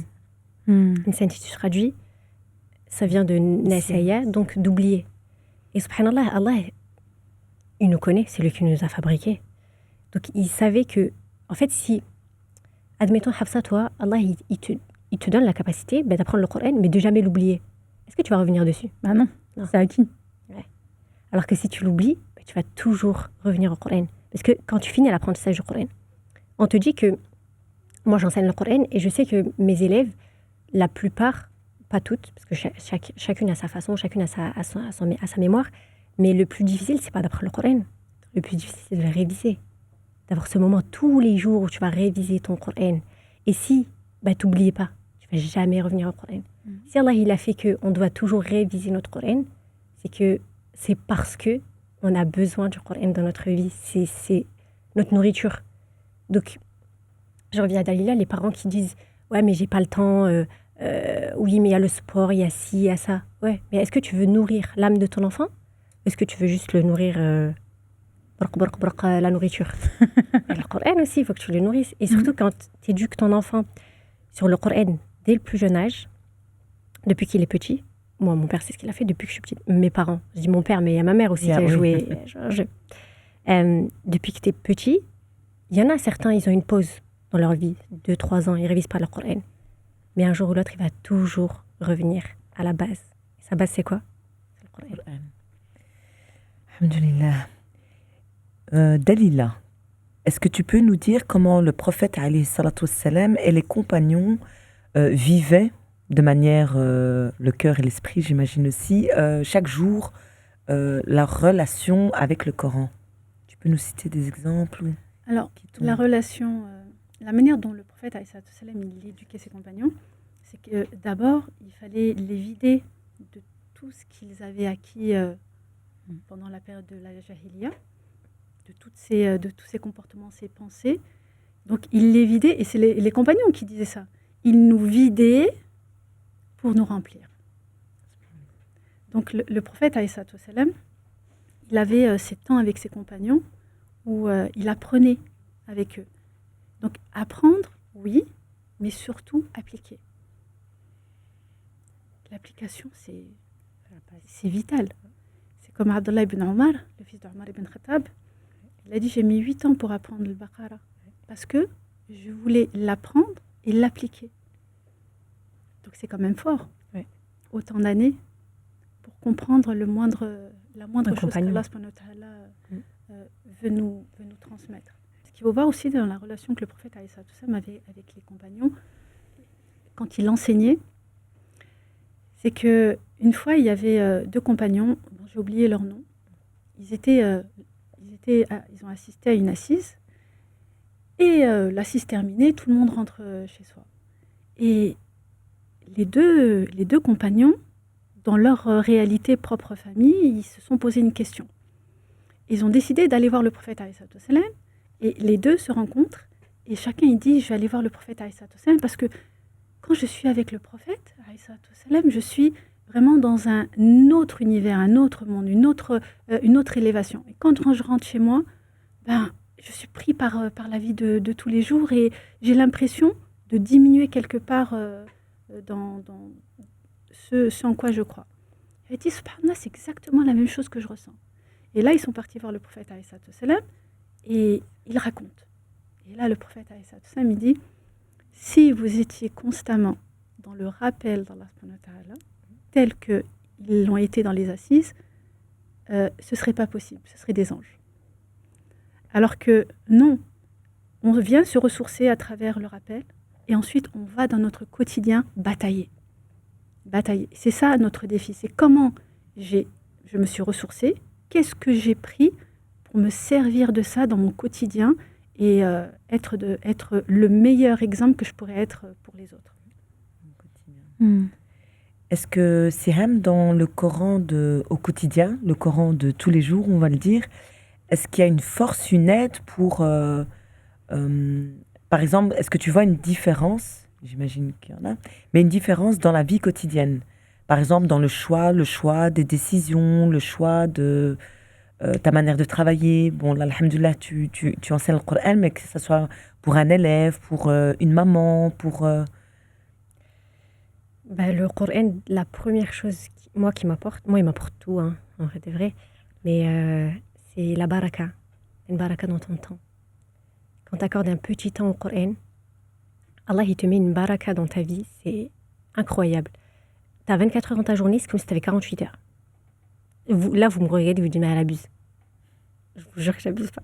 Je vous jure, c'est par... je l'ai vu, je l'ai vécu. Les moments où je révisais pas mon Coran, le temps il passe trop vite. Les moments où j'ai mon moment avec mon Coran, le temps il passe doucement, j'ai le temps de tout faire dans ma journée. La baraka, il t'accorde t'es apaisé. La patience. T'es plus patient parce que il te recadre dans ta vie. Il t'apprend tout. Vous pouvez dire aussi, mais il t'apprend tout. Alors moi, du coup, c'est d'une approche complètement différente. Comme je disais au début, je l'utilise beaucoup dans ma pratique professionnelle. Il m'apprend beaucoup l'humilité. Parce que quand on a grandi avec le Coran, on a cette impression, oui, Salat al-Kahf, je connais, voilà, Salat al-Baqarah, je connais. Et pas je connais dans le sens par cœur, je connais dans le sens, je connais l'histoire. Je sais de quoi ça part, je sais. Mais quand tu reviens dessus, avec ta vision d'adulte, quand tu reviens dessus, avec ta vision où toi, tu es en train de vivre à ce moment-là une épreuve précise, quand tu reviens dessus, chaque lecture est différente. Et c'est comme si chaque lecture, il y avait plusieurs niveaux, et parfois ça s'adapte, c'est même pas parfois, ça s'adapte aux besoins où toi tu es à l'instant T. Et des sourates qui ont été vues et revues et revues, quand j'ai été concernée par les problématiques de certaines patientes, et que je me disais, mais qu'est-ce que le Coran va dire de ci ou de ça? Je cherche, je trouve. Mais des thématiques, j'aurais jamais pensé. Vraiment des thématiques où on me dirait, mais ok, c'est quoi le rapport entre, je sais pas, le burn-out et le Coran? Il y a des choses à dire dedans. C'est quoi le rapport entre la dépression et le Coran? Il y a des choses à dire dedans. C'est quoi le rapport entre les idées suicidaires et le Coran? Il y a des choses à dire dedans. Il y a un lien surtout. Et quand après, je parle vraiment, voilà, moi, je ne suis pas hafida du tout, mais un jour, Inch'Allah. Mais quand on prend ce temps avec le Coran et qu'on en fait, comme tu l'as dit tout à l'heure, c'est même pas que de l'apprentissage, c'est un compagnon. Quand on fait un compagnon, c'est, tu l'as bien dit, la corde qui te relie à Allah subhanahu wa ta'ala. Et au-delà de cette baraka, il y a comme cette rahma qui du coup te suit, qui t'apaise et qui te permet vraiment d'accepter et de mieux prendre tout ce qui va se passer dans ta vie de manière générale, d'une manière tellement plus apaisée. Parce que si le Seigneur qui a séparé la mer en deux, et ça je le dis souvent à mes patientes ou dans mes conférences, je dis, c'est pas une image, c'est pas rhétorique, c'est pas une histoire, c'est pas un conte de fées. Il a séparé la mer en deux. La prochaine fois que vous prenez le bateau pour aller au Maroc ou pour aller en Algérie, regardez bien l'océan et imaginez-vous séparé en deux. Il a fait ça parce qu'il pouvait le faire. Je pense qu'il peut m'accorder le permis. Je pense qu'il peut m'accorder de réussir ce diplôme. Je pense qu'il peut m'accorder ce mariage ou ces enfants que moi je demande. Et remettre ça en perspective dans sa vie, je trouve que ça permet de prendre énormément de recul. En plus, par rapport au câble, la corde qui nous lie à Allah, il y a un verset du Coran qui dit وَاعْتَصِمُوا بِحَبْلِ اللَّهِ جَمِيعًا وَلَا تَفَرَّقُوا. En français, ça donne et cramponnez-vous tous au câble d'Allah et ne soyez pas divisés. Et certains savants, ils nous disent que ce câble-là, c'est le Coran. D'autres qui disent que c'est l'islam. Dans tous les cas, les deux se complètent. Mais dès que tu tiens à cette corde, des fois c'est difficile, mais dès que tu tiens cette corde, subhanallah, t'es lié à Allah. C'est pas parce qu'on a une relation avec le Coran que notre vie elle sera simple. Ouais, non. Bien au contraire. Ouais. Donc on sera évidemment éprouvé, il y aura des difficultés, et ça c'est tout à fait normal, ça fait partie du chemin. Et ça fait partie aussi de notre épreuve et de notre récompense future, Inch'Allah. S'accrocher. Alors Hafsa, aussi le Coran, oui, je suis très émue. C'est l'émotion. L'émotion du Coran. En tout cas, une belle énergie autour de cette table et en même temps, je vous écoute et voilà. Et je pense que les auditeurs et auditrices, ça sera la même chose. On est les premières à tirer des leçons. Dieu nous guide. Oui, exactement, en direct. Mais en quoi le Coran, sûrement, tu as souvent accès aussi par rapport à la guérison, parce qu'on a parlé des bienfaits de la baraka et des autres bienfaits. Mais toi, j'imagine au niveau de la santé mentale, le Coran, shifa, wa rahma aussi. Mais j'imagine que tu utilises, comme moyen, en quoi les aspects de la guérison du livre ça, le Coran Karim. Alors déjà, c'est dit. Allah ne fait pas descendre une maladie sur cette terre sans qu'il y ait le remède qui y soit associé. Donc il y a beaucoup de récits dans le Coran qui vont venir en réalité parler de ces situations-là. Je vais parler d'un exemple qui revient très souvent dans la communauté malheureusement, les liens compliqués avec les familles, avec les parents, avec les frères et sœurs, avec les grands-parents, avec les oncles et les tantes. Oui, mais on ne doit pas couper les liens, mais les trahisons familiales. Moi, quand j'entends ça, je vois l'histoire du prophète Youssef, alayhi salam. Il s'est fait trahir. Il s'est fait trahir par ses frères. Le prophète Mohammed, qui avait des oncles qui lui ont quand même rendu la vie un petit peu difficile. Et je pense que c'est un euphémisme. Et on peut chercher comme ça. À chaque fois, il y a des histoires par lesquelles les prophètes ou d'autres personnages coraniques, et j'englobe là Maryam, j'englobe là Assia aussi, donc la femme de Pharaon, qui ne sont pas des prophètes, mais qui, elles aussi, ont vécu des épreuves desquelles on peut s'inspirer. Et je le dis tout le temps, ils n'ont pas vécu ça pour rien. Allah subhanahu wa ta'ala aurait pu les empêcher de passer par là, leur faciliter, leur trouver une issue bien plus favorable que ça. Pourquoi ils ont dû patienter sur ça? Elle aurait pu divorcer, tout simplement. Mais non, à ce moment, elle, ça n'a pas été possible. Pourquoi? Quelle est la sagesse qu'on doit tirer de ça? Eux, ils ont patienté sur toutes ces épreuves-là pour que nous, on en tire quelque chose. Et surtout, pourquoi Allah, parce qu'en vrai, il y a plein de prophètes qu'on n'a pas dans le Coran. Pourquoi Allah, il a choisi ces histoires-là qu'il nous a mis dans le Coran? Ça sert à quoi si tu ne trouves pas le Coran? Précisément. Et un exemple, un des premiers exemples qui me vient en tête, ça va être les émotions. Et je vais reprendre l'histoire de Moussa alayhi salam, qui est le prophète dont on parle le plus aussi dans le Coran. Son histoire est extrêmement détaillée. et notamment ses émotions, notamment sa colère, quand il se laisse emporter par la colère et que du coup, il s'en prend au Copte, notamment la peur, quand il se retrouve seul et qu'Allah subhanahu wa ta'ala veut le renvoyer vers Pharaon, le doute au moment où il revient vers son peuple. Et en fait, sa vie est toute une palette d'émotions que nous, on va vivre au quotidien et qu'on va parfois s'empêcher de ressentir ou qu'on va avoir l'impression de vivre en étant seul. Alors qu'il n'y a rien, il n'y a aucun moment dans sa vie où la personne qui nous comprend le mieux, et le mot personne n'est pas adapté, mais ça sera Allah subhanahu wa ta'ala. Je le dis à mes patients, vous venez, vous me racontez votre histoire. Dans le détail, elle est terrible. Je ne comprends pas un tiers de ce que vous avez vécu comme Allah subhanahu wa ta'ala l'a vécu avec vous. Il sait exactement dans quel état est votre cœur. Et il n'y a personne sur cette terre qui peut le comprendre. On peut être 2 frères et sœurs ayant vécu le même traumatisme, ayant vécu le même événement, on va le vivre différemment. C'est comme l'histoire de Youssouf, dans Surat Youssouf. Il y a plein d'histoires incroyables, mais certains savants, ils disent qu'il va rentrer en prison. Pour ceux qui ne connaissent pas l'histoire, il va rentrer en prison. Et en prison, il va rencontrer 2 personnes qui vont lui raconter des rêves. Une personne va être tuée, c'était son sort, et une personne, elle va être esclave, je ne sais pas comment on peut l'appeler, du roi. Et Youssouf, avant que cette personne elle sorte de prison, il lui dit « M'oublie pas auprès du roi ». Et certains savants, ils ont dit que, et du coup il est encore resté des années en prison, et il y a certains savants qui disent qu'il est resté des années en prison, parce qu'Allah, il a voulu lui rappeler qu'il ne va pas sortir grâce aux gens, il va sortir grâce à Allah. Ne fais pas confiance aux gens, ne demande pas aux gens de t'aider, tu peux demander aux gens de t'aider, mais c'est Allah qui va te sortir de cette épreuve-là. Les gens ne seront que des sabab pour t'apporter cette libération de la part d'Allah subhanahu wa ta'ala. Et ça, on l'oublie trop souvent. Et tu as raison, on doit demander de l'aide aux gens, et nous-mêmes, si on peut aider, on peut être des causes de réel pour les gens, mais elle ne vient que par la volonté d'Allah. Exactement. Et ça, c'est tellement... se rappeler de ça, c'est se rappeler que la solution de tous ces problèmes, au final, elle est auprès de lui. C'est pour ça que le réflexe qu'il faut avoir quand on vit une difficulté, quelque chose vraiment de très pénible, avant d'aller appeler son frère, son père, sa mère, c'est d'abord de se prosterner et de demander à Allah de l'aide. Et après, on demande du soutien auprès des autres. Parce que les autres vont être que des causes. Exactement. Et tu sais, quand on est au cœur de l'épreuve et qu'on commence à se dire...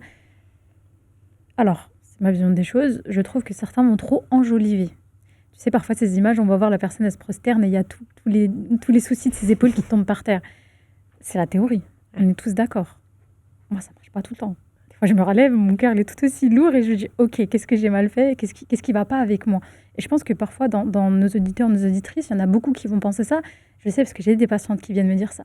Elles me disent, mais en fait, du coup, j'ai l'impression que cette foi un petit peu immaculée qu'on va nous décrire comme étant elle lit le Coran tous les jours et elle connaît tout, ou alors elle apprend tout le temps et du coup, elle, dès qu'elle prie, Dieu lui répond, regarde comme elle est apaisée. Moi, j'ai pas ça.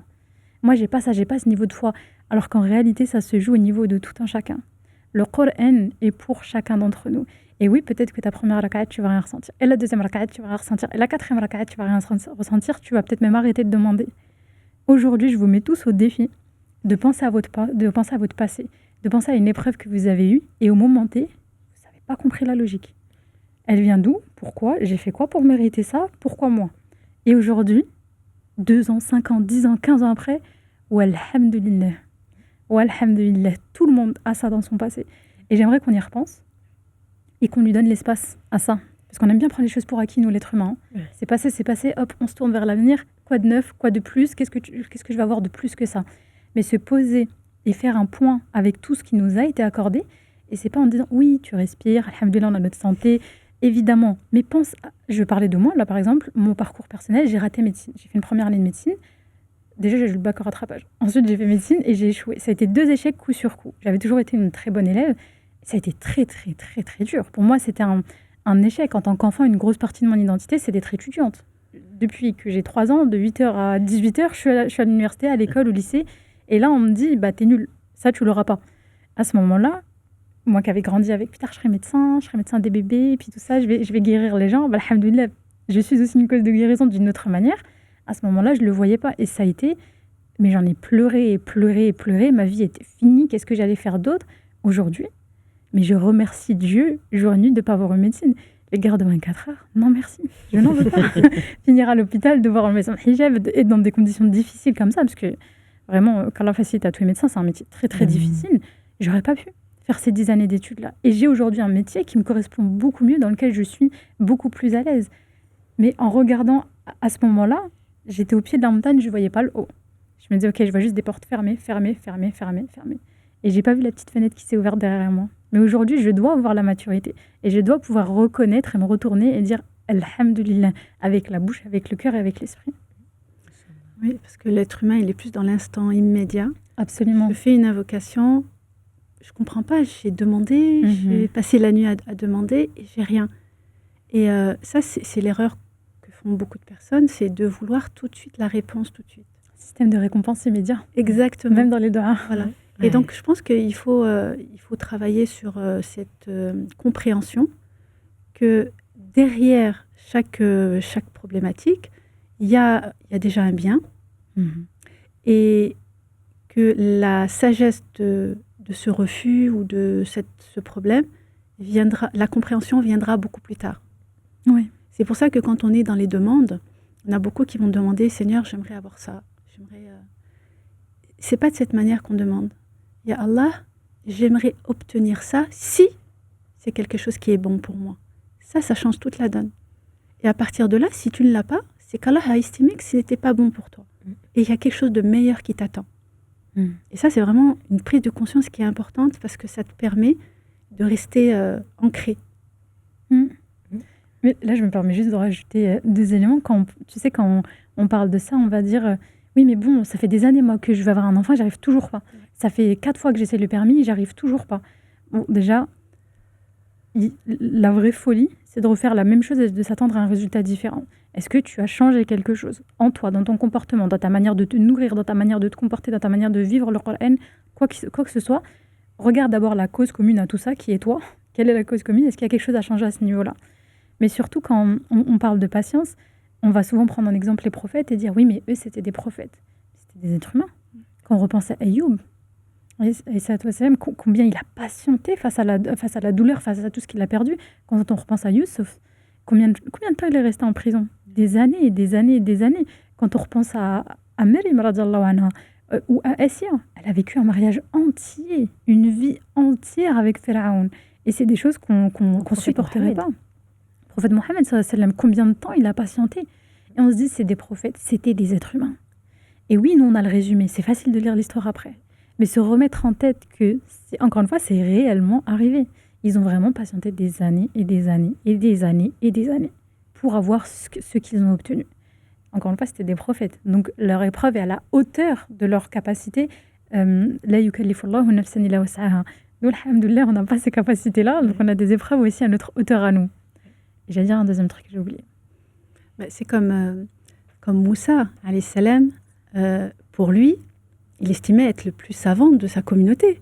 Ah oui. Avec l'histoire de l'Khidr. Absolument. Et donc, quand il arrive, il fait un discours auprès de son peuple, en montrant qu'il sait. Allah, il dit non, tu ne sais pas tout. Et donc, il lui donne cette épreuve de l'Khidr, justement pour qu'il revienne à son humilité. Ah oui, je sais des choses, mais je ne sais pas tout.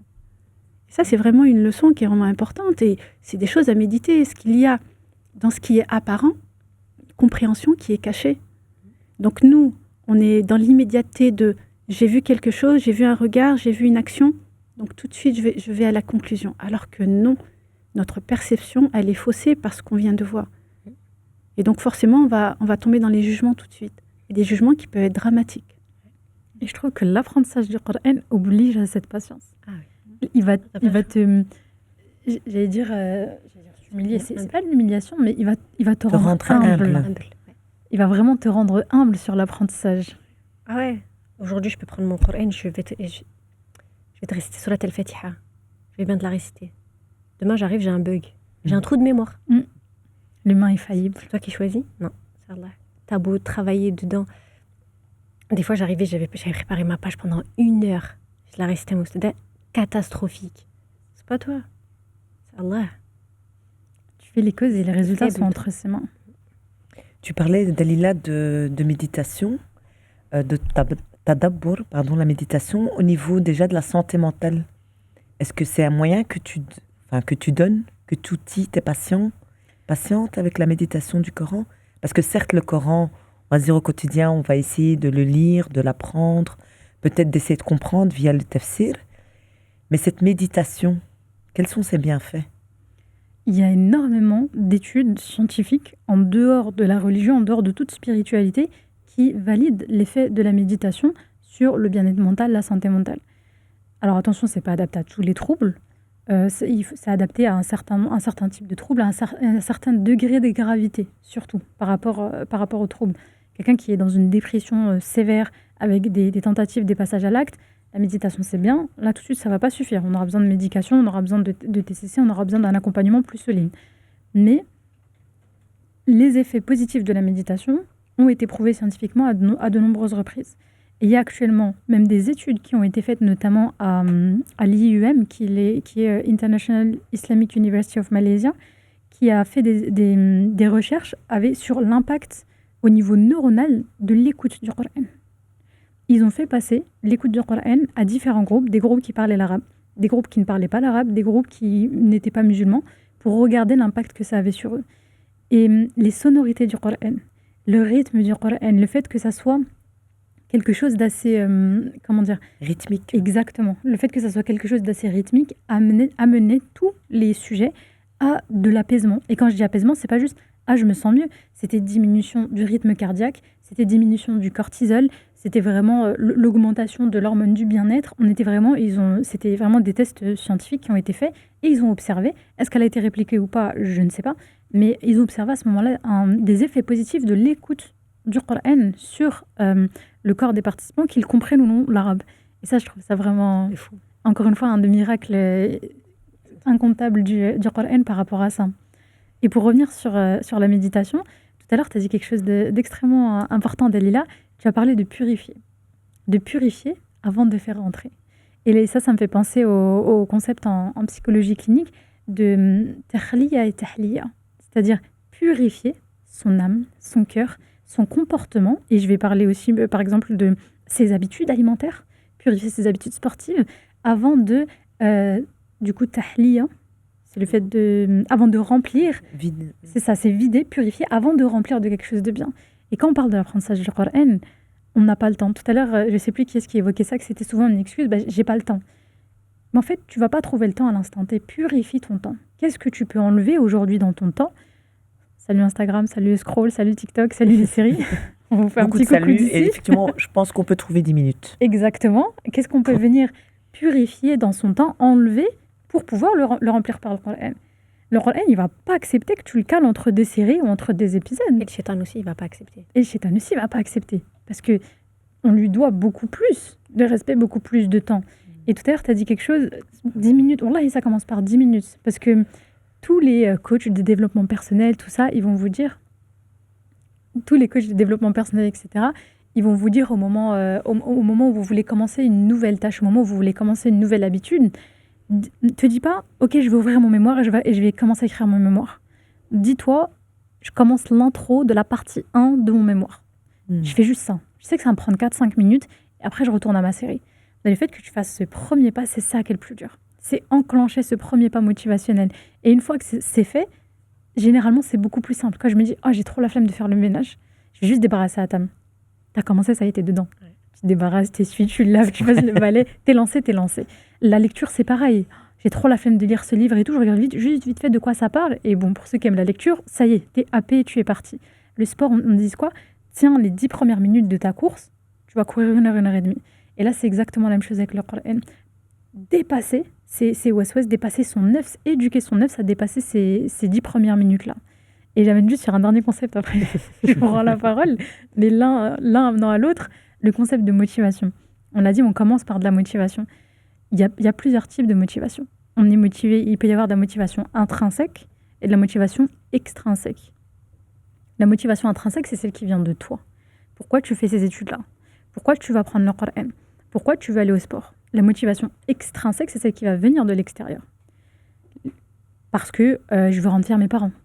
Parce que mon mari m'a dit que ce serait bien si je perdais 5 kilos. Ça peut être pour les deux. Mais il y a une motivation intrinsèque et une motivation extrinsèque. Les deux sont très bien, les deux se valent. Cependant, sur le long terme, elles ne vont pas avoir la même poussée. Elles ne vont pas avoir le même impact sur toi. La motivation intrinsèque est beaucoup plus longue. Elle va finir par s'éteindre aussi. Au bout d'un moment, la discipline prend le dessus dans tous les cas. Mais la motivation intrinsèque va tenir sur la longueur beaucoup plus longtemps que la motivation extrinsèque. Si je le fais pour les autres, si je le fais pour l'extérieur, ça ne va pas durer. Ça ne va pas durer. Si je le fais pour moi, à un moment, ça va lâcher parce qu'on est humain et qu'on fluctue et que la discipline prendra le dessus, l'habitude prendra le dessus, mais ça va déjà durer plus longtemps.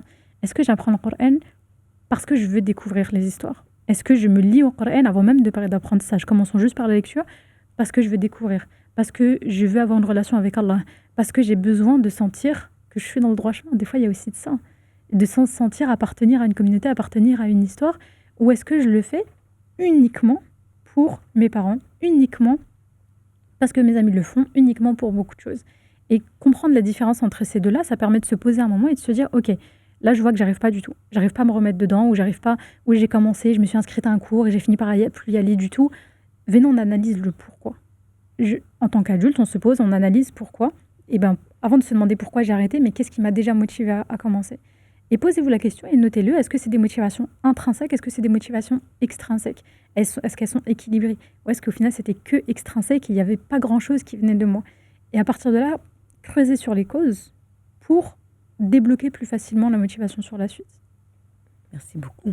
Dalila, j'essaye en même temps. Ça, Comme là tout à l'heure d'enregistrer, mais en fait c'est enregistré.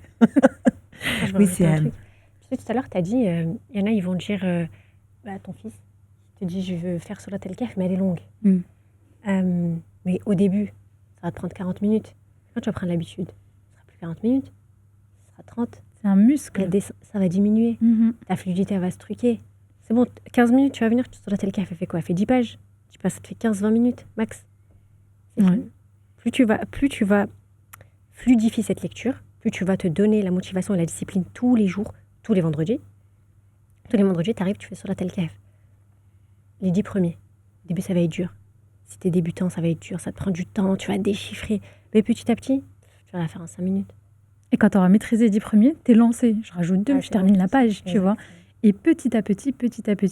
Et pourquoi ça devient plus facile? Parce qu'on a renforcé le système neuronal qu'on a utilisé pour l'apprentissage de Solat El-Kahf. Il est tellement renforcé qu'il devient fluide. Tout comme, encore une fois, la conduite, tout comme les recettes. La première fois qu'on fait une recette, on est là, elle nous prend 45 minutes, le temps de lire, vérifier, bien peser. À la fin, on regarde comme ça, on pèse même plus, comme ça on met et on mélange et ça y est, la recette, elle nous prend 10-15 minutes. On voit notre mère, elle l'a fait, mais comment tu fais? Moi, j'arrive pas. L'habitude. Et une fois que le circuit est renforcé, c'est là où on savoure vraiment les fruits. Et pour tout ça, on a besoin d'exigence, on a besoin d'habitude, on a besoin de discipline au début. Dalila, comment on peut essayer de trouver ce temps? Elle a donné une petite piste, que ce soit 10 minutes, un quart d'heure, mais ce temps dans notre quotidien pour pouvoir se connecter à ce Coran au quotidien. Ça dépend de chacun. Mais le moment le plus propice, c'est le matin, après le Fajr, parce que l'esprit, il est plus, il est plus frais, il est plus enclin à recevoir et à mémoriser. Et le soir, quand les enfants sont au lit, et qu'on a ce... Il y en a qui disent oui, mais j'ai pas le temps, le soir, je suis fatiguée. 5 minutes. Juste 5 minutes. C'est tout. Je peux pas donner... il faut que ce soit à ce moment-là. Ça dépend des personnes et de leurs besoins. Mais une chose est sûre, c'est au moins une fois dans la journée avoir cette connexion dans cette lecture-là. Siham, au niveau, t'en as parlé, mais consacré. Au niveau de tes élèves, je ne t'ai pas demandé, tu as des enfants, des jeunes femmes, tu as... De tout. De tout. Et donc j'imagine que tu dois donner des astuces et on te pose souvent cette question peut-être. Ouais, je reviens à ce qu'elle a dit Dalila, c'est chacun comment il est. Après, tu peux te donner le temps. Si tu es malade, tu dois prendre rendez-vous avec le médecin, tu vas te trouver du temps. Si dans la journée, c'est vraiment trop le rush, dans la voiture, dans les transports, ton Coran, tu le sors, tu l'écoutes, tu le lis. En fait, pour moi, il y a vraiment, les auditeurs, vous n'avez pas d'excuses. Pour moi, il n'y a pas d'excuse vraiment. Tu trouves toujours du temps dans ta journée pour regarder la télé, pour, je sais pas, scroller sur les réseaux sociaux. C'est surtout les réseaux sociaux aujourd'hui. Scroller sur les réseaux sociaux, parler à une amie. Tu vas toujours trouver du temps. Et tu t'adaptes par rapport à ton temps et à ton cerveau. Parce qu'il y a aussi les flemmards. Eux qui ont le temps, mais qui disent toujours plus tard. Et tu t'adaptes à ton cerveau. Et comme elle a dit, Dalila, mon père, c'était Fajr. Après le Fajr, c'était vraiment le moment où, subhanallah, quand j'apprenais une page l'après-midi, je pouvais mettre 2 heures pour l'apprendre. Et le matin, 15-20 minutes, c'était... J'aimais trop apprendre au Fajr parce que ça rentre trop vite dans mon cerveau. Et toujours se donner des temps différents. Bon, ça, c'est vraiment pour ceux qui ont déjà eu l'habitude, qui ont l'habitude de réviser le Coran et de l'apprendre, mais toujours un temps pour l'apprentissage et un temps pour la révision. Je pense que c'est une bonne idée. Il y a un point important aussi, c'est que quand on est mémorisateur du Coran, ça ne fait pas de nous quelqu'un d'exceptionnel. Ça ne fait pas de nous une personne plus pieuse que n'importe quelle autre. Porter le Coran, c'est une responsabilité en termes de posture, en termes de comment est-ce que je vais me comporter avec les autres, comment je vais me comporter avec les personnes à qui je vais apprendre la parole d'Allah. C'est vraiment une très très lourde responsabilité et en prendre conscience, c'est important parce qu'il y a beaucoup de dégâts qui se font. Je suis porteur du Coran, alors tu es porteur du Coran, mais c'est une lourde responsabilité et ça c'est quelque chose, c'est ça, il faut vraiment le prendre comme étant quelque chose de lourd. Et quand on a conscience que c'est quelque chose de lourd, à partir de là on essaye de faire attention. Être porteur du Coran, c'est avoir de l'humilité. Et comme Aïcha radiallahu anha disait, quand on était venu la voir pour lui dire comment était le prophète alayhi salatu wassalam, elle a dit c'était un Coran qui marche. Ça veut dire qu'il incarnait tous les concepts du Coran. Et c'est ça qu'un mémorisateur doit faire. Ouais. Le Coran, j'allais te couper, mais le Coran, il est pour toi ou contre toi. Faire attention. Ouais. Parce qu'il t'apporte beaucoup de choses. Tu as des hasanat, la baraka, t'as le respect des gens, etc. etc. Il faut faire attention aussi parce que le Coran, c'est bien de l'apprendre, il faut le pratiquer aussi. C'est pas je suis porteur de Coran, je parle mal. Je suis porteur de Coran, j'ai un mauvais comportement. Surtout, nous, on vit pas dans un pays musulman, donc on doit aussi faire la da'wa et ramener les gens vers l'islam. Mais si je parle mal, je sais pas, je fume, j'ai un mauvais comportement, est-ce que je vais ramener les gens vers l'islam? Non. Et la personne qui est la plus appropriée, entre guillemets, de rapprocher les gens de notre religion, c'est le porteur du Coran. C'est un mauvais exemple. Ça sert à rien. Le Coran, si tu triches, tu mens, tu respectes pas les gens, ça ne sert à rien. Et ça, ce sera vraiment contre la personne. Il rendra des comptes. Si c'est pour la gloire ou pour... la notoriété. Mais quand on entend tout ça, cette lourdeur, on s'entend bien, cette responsabilité, cette amana, autant les bienfaits, on peut se poser aussi la question, mais pourquoi c'est aussi difficile de garder ce lien? Parce que finalement, on est conscient, peut-être en théorie, mais on se dit, mais c'est vrai, finalement, quand tu es connecté, c'est une guérison, c'est une rahma, ça va m'aider, ça va m'amener la baraka, et on me le dit, quand on entend, mais qu'est-ce qui fait que c'est difficile au quotidien? Quels sont les obstacles, en fait, finalement vous en avez parlé un peu, les réseaux, mais qu'est-ce qui fait que ce lien, on n'arrive pas, malgré tous les bienfaits, en tant que croyant? L'être humain, il ne veut plus faire d'efforts. Il veut que les choses arrivent facilement et que ça rentre facilement. Sauf que on ne doit pas oublier l'objectif final de notre création, c'est d'adorer Allah subhanahu wa ta'ala uniquement. Et comment je vais faire pour l'adorer? C'est à travers mes comportements, à travers mes prières, mes supplications, mes louanges, tout ça. Et la destination finale qu'on recherche tous, c'est le Jannah. Et c'est pour ça qu'on est en train d'œuvrer ici. Et pour œuvrer, pour atteindre le Jannah, ça demande des efforts. Et les efforts, elles seront jusqu'à la fin de notre vie. Il n'y a rien qui est acquis. Aujourd'hui, on est musulman.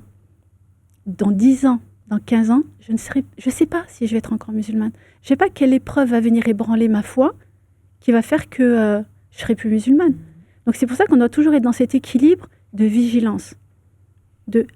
Voilà, je fais attention, il n'y a rien qui est acquis. Et voilà, je me réforme à chaque fois. Hafsa, au niveau des obstacles que tu pourrais, toi, qu'est-ce qui fait que ce lien, malgré tous les bienfaits, ou même comment, si à un moment donné, je crois que le pire pour un croyant, c'est avoir goûté justement à ce goût de la baraka, de cette sakina, des fois cette connexion. Je pense que le pire, c'est ça, c'est quand tu as goûté Halawat al-iman. et que ça part. Comment je peux raviver? Qu'est-ce qui fait? Qu'est-ce que j'ai fait? Ou quels sont ces obstacles qui font que qui m'empêchent finalement de me reconnecter à ce câble, malgré le fait que je sais que voilà. Je pense que dans un premier temps, c'est la nature de l'être humain, sa fitra, qui est d'oublier et de parfois son qalb, donc qui vient des racines qalaba, qui se tourne et qui se retourne et qui parfois regarde le Coran et parfois regarde cette dunya.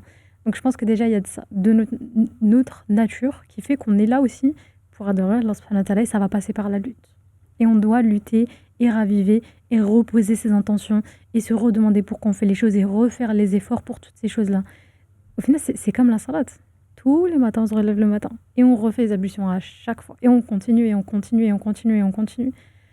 Et en fait, j'ai l'impression qu'il y a maintenant une catégorie de personnes, je veux dire, chez les jeunes de manière générale, mais pas que. On attend que le Coran nous prouve quelque chose avant d'aller prouver. C'est-à-dire qu'on est dans le... j'ai lu et franchement, rien de ouf, quoi. Je me suis pas sentie... j'ai pas senti qu'il y avait une grosse évolution. Ou alors, j'ai vu, il y avait la doha du mariage là, de Moussa, là. Je l'ai faite. Hein. Oui. Pourtant, c'est des versets. Et j'ai toujours pas marié.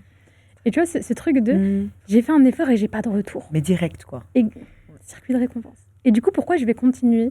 Et vraiment dans ce truc de moi j'ai rien à prouver, j'attends que toi tu me prouves. Mais parfois on est dans cette relation égotique, même avec le Coran.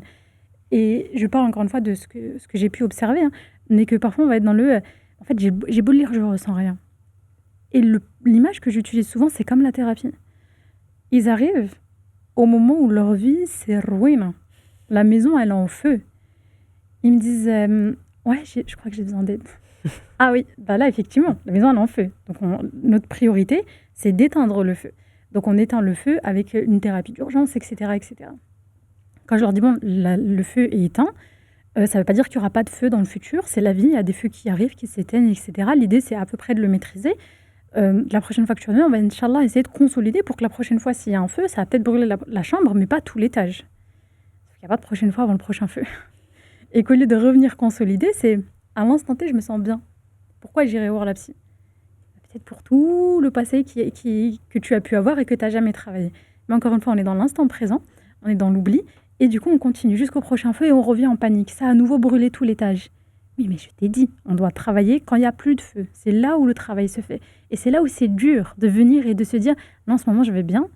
Qu'est-ce que je vais aller réouvrir les boîtes de Pandore que j'ai dans ma vie pour venir tout mélanger et me remettre à nouveau pas bien.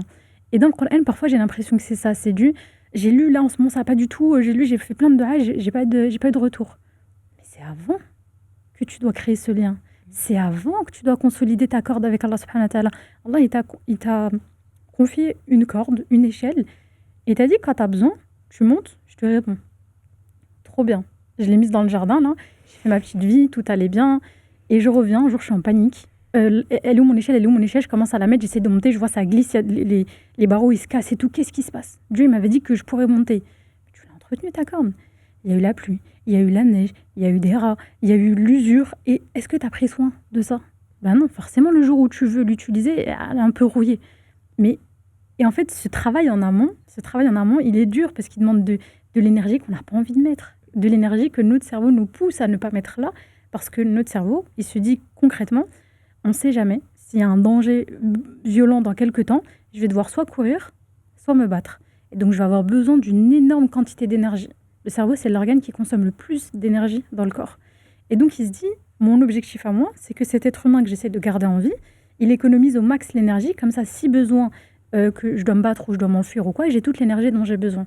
Donc, quand il me dit qu'il veut aller faire du sport, tout ça, pour garder la ligne, moi, ça ne m'intéresse pas. Je veux que tu restes soit en vie, gros. ça me dérange pas. Je veux juste que tu restes en vie.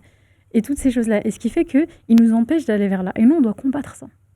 On doit combattre ça. Mais donc, pour certains, ils vont venir utiliser la corde ou essayer de temps en temps, quand ils sont vraiment au plus profond, que c'est le plus difficile, ou qu'ils ont, alhamdoulilah, une montée de foi, ou qu'ils voient d'autres personnes qui le font, ça fonctionne pas trop. Ou ça glisse. Ou c'est compliqué d'aller au bout. Et donc, j'arrête. Parce que l'effort, il me demande plus que la récompense que j'ai, parce que la récompense, elle est dans le futur. Et on revient à ce système de récompense-là.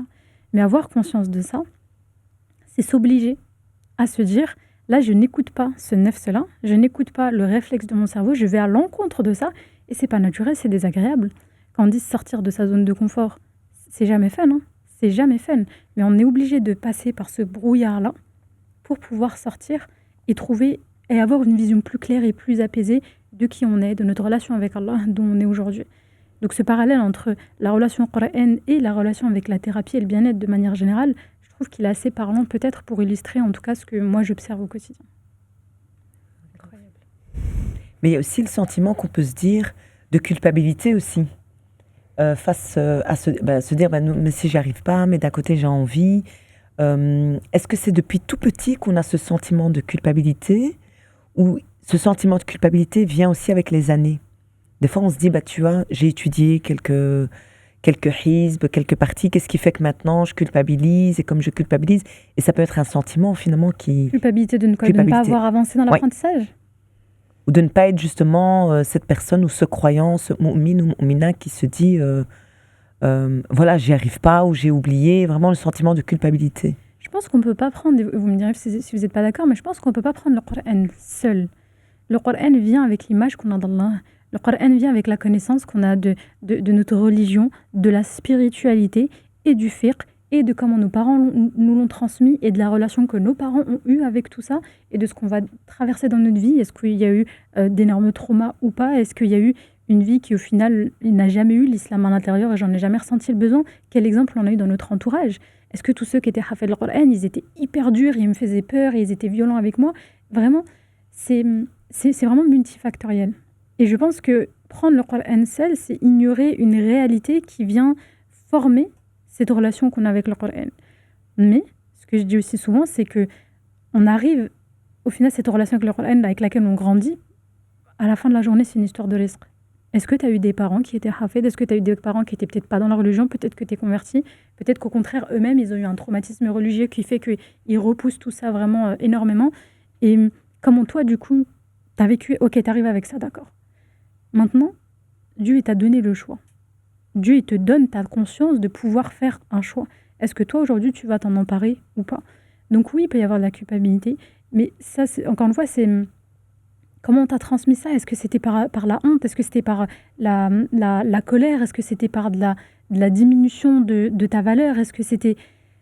Je ne sais pas si j'arrive à me faire comprendre, j'ai l'impression que c'est pas forcément très clair comme explication, mais c'est vraiment, en fait, c'est une pelote de laine. Et là, c'est comme me dire, mais tu vois, ce fil blanc là, je sais pas, j'arrive pas à m'enlever. Mais oui, mais il est entremêlé avec le rouge qui vient aussi du noir. Et puis en fait, on se rend compte quand on creuse un peu, il y a du vert, mais il sort d'où ce vert? C'est vraiment un tout. Un tout. Et au milieu de tout ce brouhaha, je me rappelle toujours de ce verset, n'est-ce pas par l'évocation d'Allah que les cœurs se tranquillisent?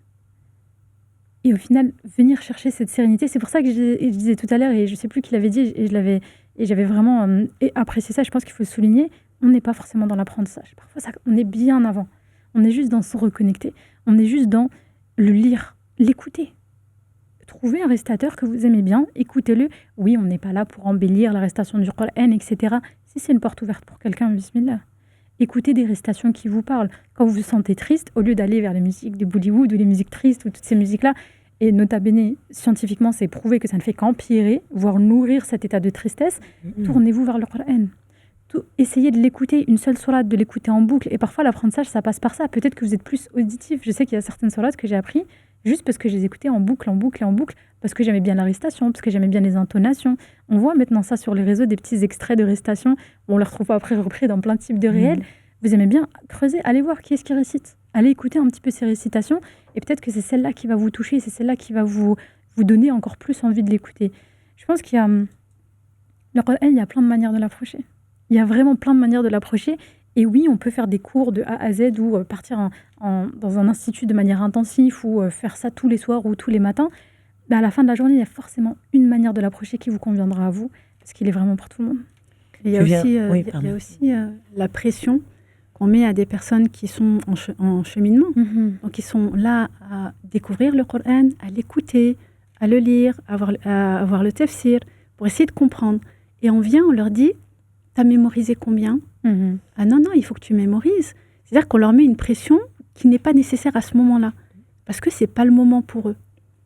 Mémoriser, c'est à un moment donné, tu ressens le besoin de figer cette parole divine. Et il faut laisser à chacun le temps. Or, autour de nous, on ne nous laisse pas le temps. Et pourquoi ? Il faut. C'est toujours les injonctions. Et malheureusement, les injonctions ne font que freiner l'avancement de chacun. Ou se mettre la pression soi-même. Oui. De se dire, ouais, je vais avoir 30 ans, je n'ai pas fini Juz Amma. Oui, c'est la honte de ne pas avoir fini Juz Amma à 30 ans. Cependant, quel est ton parcours à toi ? D'où est-ce que tu viens ? Et aujourd'hui, alors la culpabilité, elle est utile. La culpabilité, elle a une utilité. Scientifiquement, elle n'est pas là pour rien. On peut se dire, ah non, c'est une émotion qui n'est pas agréable. Elle n'est pas agréable. Elle a une utilité. À partir du moment où elle devient trop intense, son effet s'annule. C'est comme le stress. Le stress, on a besoin du stress. Si je n'avais pas un coup de stress, je n'aurais pas eu l'énergie de courir après mon train, je l'aurais raté. Et voilà, j'ai eu besoin de ce coup de stress. Si je reste stressée toute la journée à cause de ça, là, ça devient délétère. Ça devient un stress chronique qui n'est pas utile. Et la culpabilité, de l'utiliser de la bonne manière. Et je ne parle pas de laisser d'autres nous culpabiliser, mais de nous, la culpabilité qu'on peut ressentir vis-à-vis d'Allah subhanahu wa ta'ala. Tu sens que tu n'es pas bien là, tu sens que tu n'es pas aligné. Tu sais que ce que tu fais, c'est pas bien. Ou tu sais que ce que tu fais, tu te sens pas bien avec, ça va pas avec tes valeurs, c'est pas ce que tu aspires à être. Utilise cette culpabilité comme une énergie pour inverser la tendance. Je sais pas pourquoi je disais ça. Mais attends, je vais quand même me retruquer par rapport à ce que tu as dit. Moi, personnellement, j'ai eu, alhamdoulilah, un père qui m'a fait grandir dans le Coran et tout. Bon, les gens vont se dire, ouais, mais moi, je ne me retrouve pas dans ça. Oui, mais toi, tu veux te retrouver dans quoi ? Tes parents, ils t'ont pas appris. Qadarullah, c'est comme ça. Allah, il n'a pas fait que tes parents, ils t'ont appris. Mais c'est à toi de prendre. Ou quelqu'un qui se convertit, qui se dit, mais moi, je n'étais pas musulman, je fais comment et tout. Fais-toi ton programme, fais-toi la discipline, va à la mosquée, prends des cours. Et surtout, il faut prendre des cours. Parce qu'il y a des personnes qui pensent qu'ils peuvent apprendre le Coran tout seul. Tu ne peux pas apprendre le Coran tout seul. Arabophone, pas arabophone. Tout ce que tu veux. Jamais. Personne ne peut apprendre le Coran tout seul. C'est impossible. Parce que, déjà, ça va te donner une discipline. Parce que, admettons, dans ta semaine, tu n'as pas le temps. Mais jeudi, je récite à ma prof. Je vais réciter. J'ai honte d'arriver sans rien. J'ai pas envie d'arriver. Elle me donne de son temps, même si je la paye. Elle me donne de son temps. J'arrive, je récite rien. Elle va être déçue de moi. Je vais être déçue de moi. Ça ramène que du négatif. Du coup, tu vas réviser pour réciter à ton prof. Toi-même, tu vas revenir au Coran parce que tu as cette discipline-là et parce que tu es suivi par quelqu'un. Et même si tu vas te dire, ouais, mais ok, mais moi, j'ai pas besoin de ma discipline. Elle est déjà là, j'ai déjà mon programme et tout. Je me fais déjà mon programme. Mais tu vas apprendre avec des fautes. C'est la sunna, de toute façon, d'apprendre avec des fautes d'un enseignant. Toi, tu vas te dire, mais je fais pas de fautes. Si, tu fais des fautes. Tu les entends pas. Ouais. C'est ça. Et si tu as quelqu'un, tu verras que tu fais des fautes. Même des fois, c'est pas des fautes. Tu es arabophone, tu es ce que tu veux, tu vas faire des fautes. C'est pour ça qu'il faut être suivi dans le Coran. Absolument. Je suis complètement d'accord avec toi. Et au final, ce lien qui nous lie, Allah subhanahu wa ta'ala, il peut se lier de manière horizontale avec des enseignants, avec des amis, avec la famille, avec des enfants. Et juste vraiment, ça aide aussi à connecter, de se retrouver, de se regrouper, comme on le fait aujourd'hui pour parler du Coran. C'est un lien. C'est un lien, c'est une corde et on n'est pas fait pour vivre seul, pour se réussir seul de toute manière. Et même, moi, cette copine-là que j'ai dans le Coran, que ma prof m'a présentée, mais je l'aime d'un amour. Je ne sais pas comment vous le décrire. Genre, c'est l'amour pour le Coran. Elle me motive dans le Coran comme je pense que je la motive aussi d'un côté. Mais c'est ma motivation dans le Coran, c'est... L'amour en Dieu. Ouais, exactement, l'amour en sa parole. C'est encore plus beau. Est-ce que vous pouvez nous donner à chacune un conseil ? Parce que vous allez me dire, à chaque fois, tu viens avec tes tips, tes outils. On veut c'est très pragmatique. Tout le contenu, vraiment, alhamdoulilah, cette ni'ma. Il faut être dans la gratitude envers Allah. En tout cas, de pouvoir partager ce genre de contenu qui est vulgarisé, qui est En fait, on sent que c'est concret, on sent que beaucoup d'auditeurs, je pense, et d'auditrices vivent, on vit tous ou toutes d'une manière ou d'une autre la même chose. Et donc, voilà. Si, Dalila, tu devrais donner un conseil à nos auditeurs ou nos auditrices par rapport à au quotidien. Très simple. Entourez-vous des personnes qui vous poussent à vous élever et non pas les personnes qui vous rabaissent et qui vous critiquent à chaque fois parce que vous n'avez pas avancé sur telle ou telle chose. Les personnes qui sont là pour vous élever et voir le meilleur de vous, ça va vous motiver à aller de l'avant. Si vous chutez, vous tombez et que vous vous démotivez, elles seront là ou ils seront là pour vous élever et vous encourager à avancer. Donc la fréquentation est très importante. Sihan, c'est pratique ou je peux en donner 2. Oui, bien sûr, même 3. 4 même. On en prend.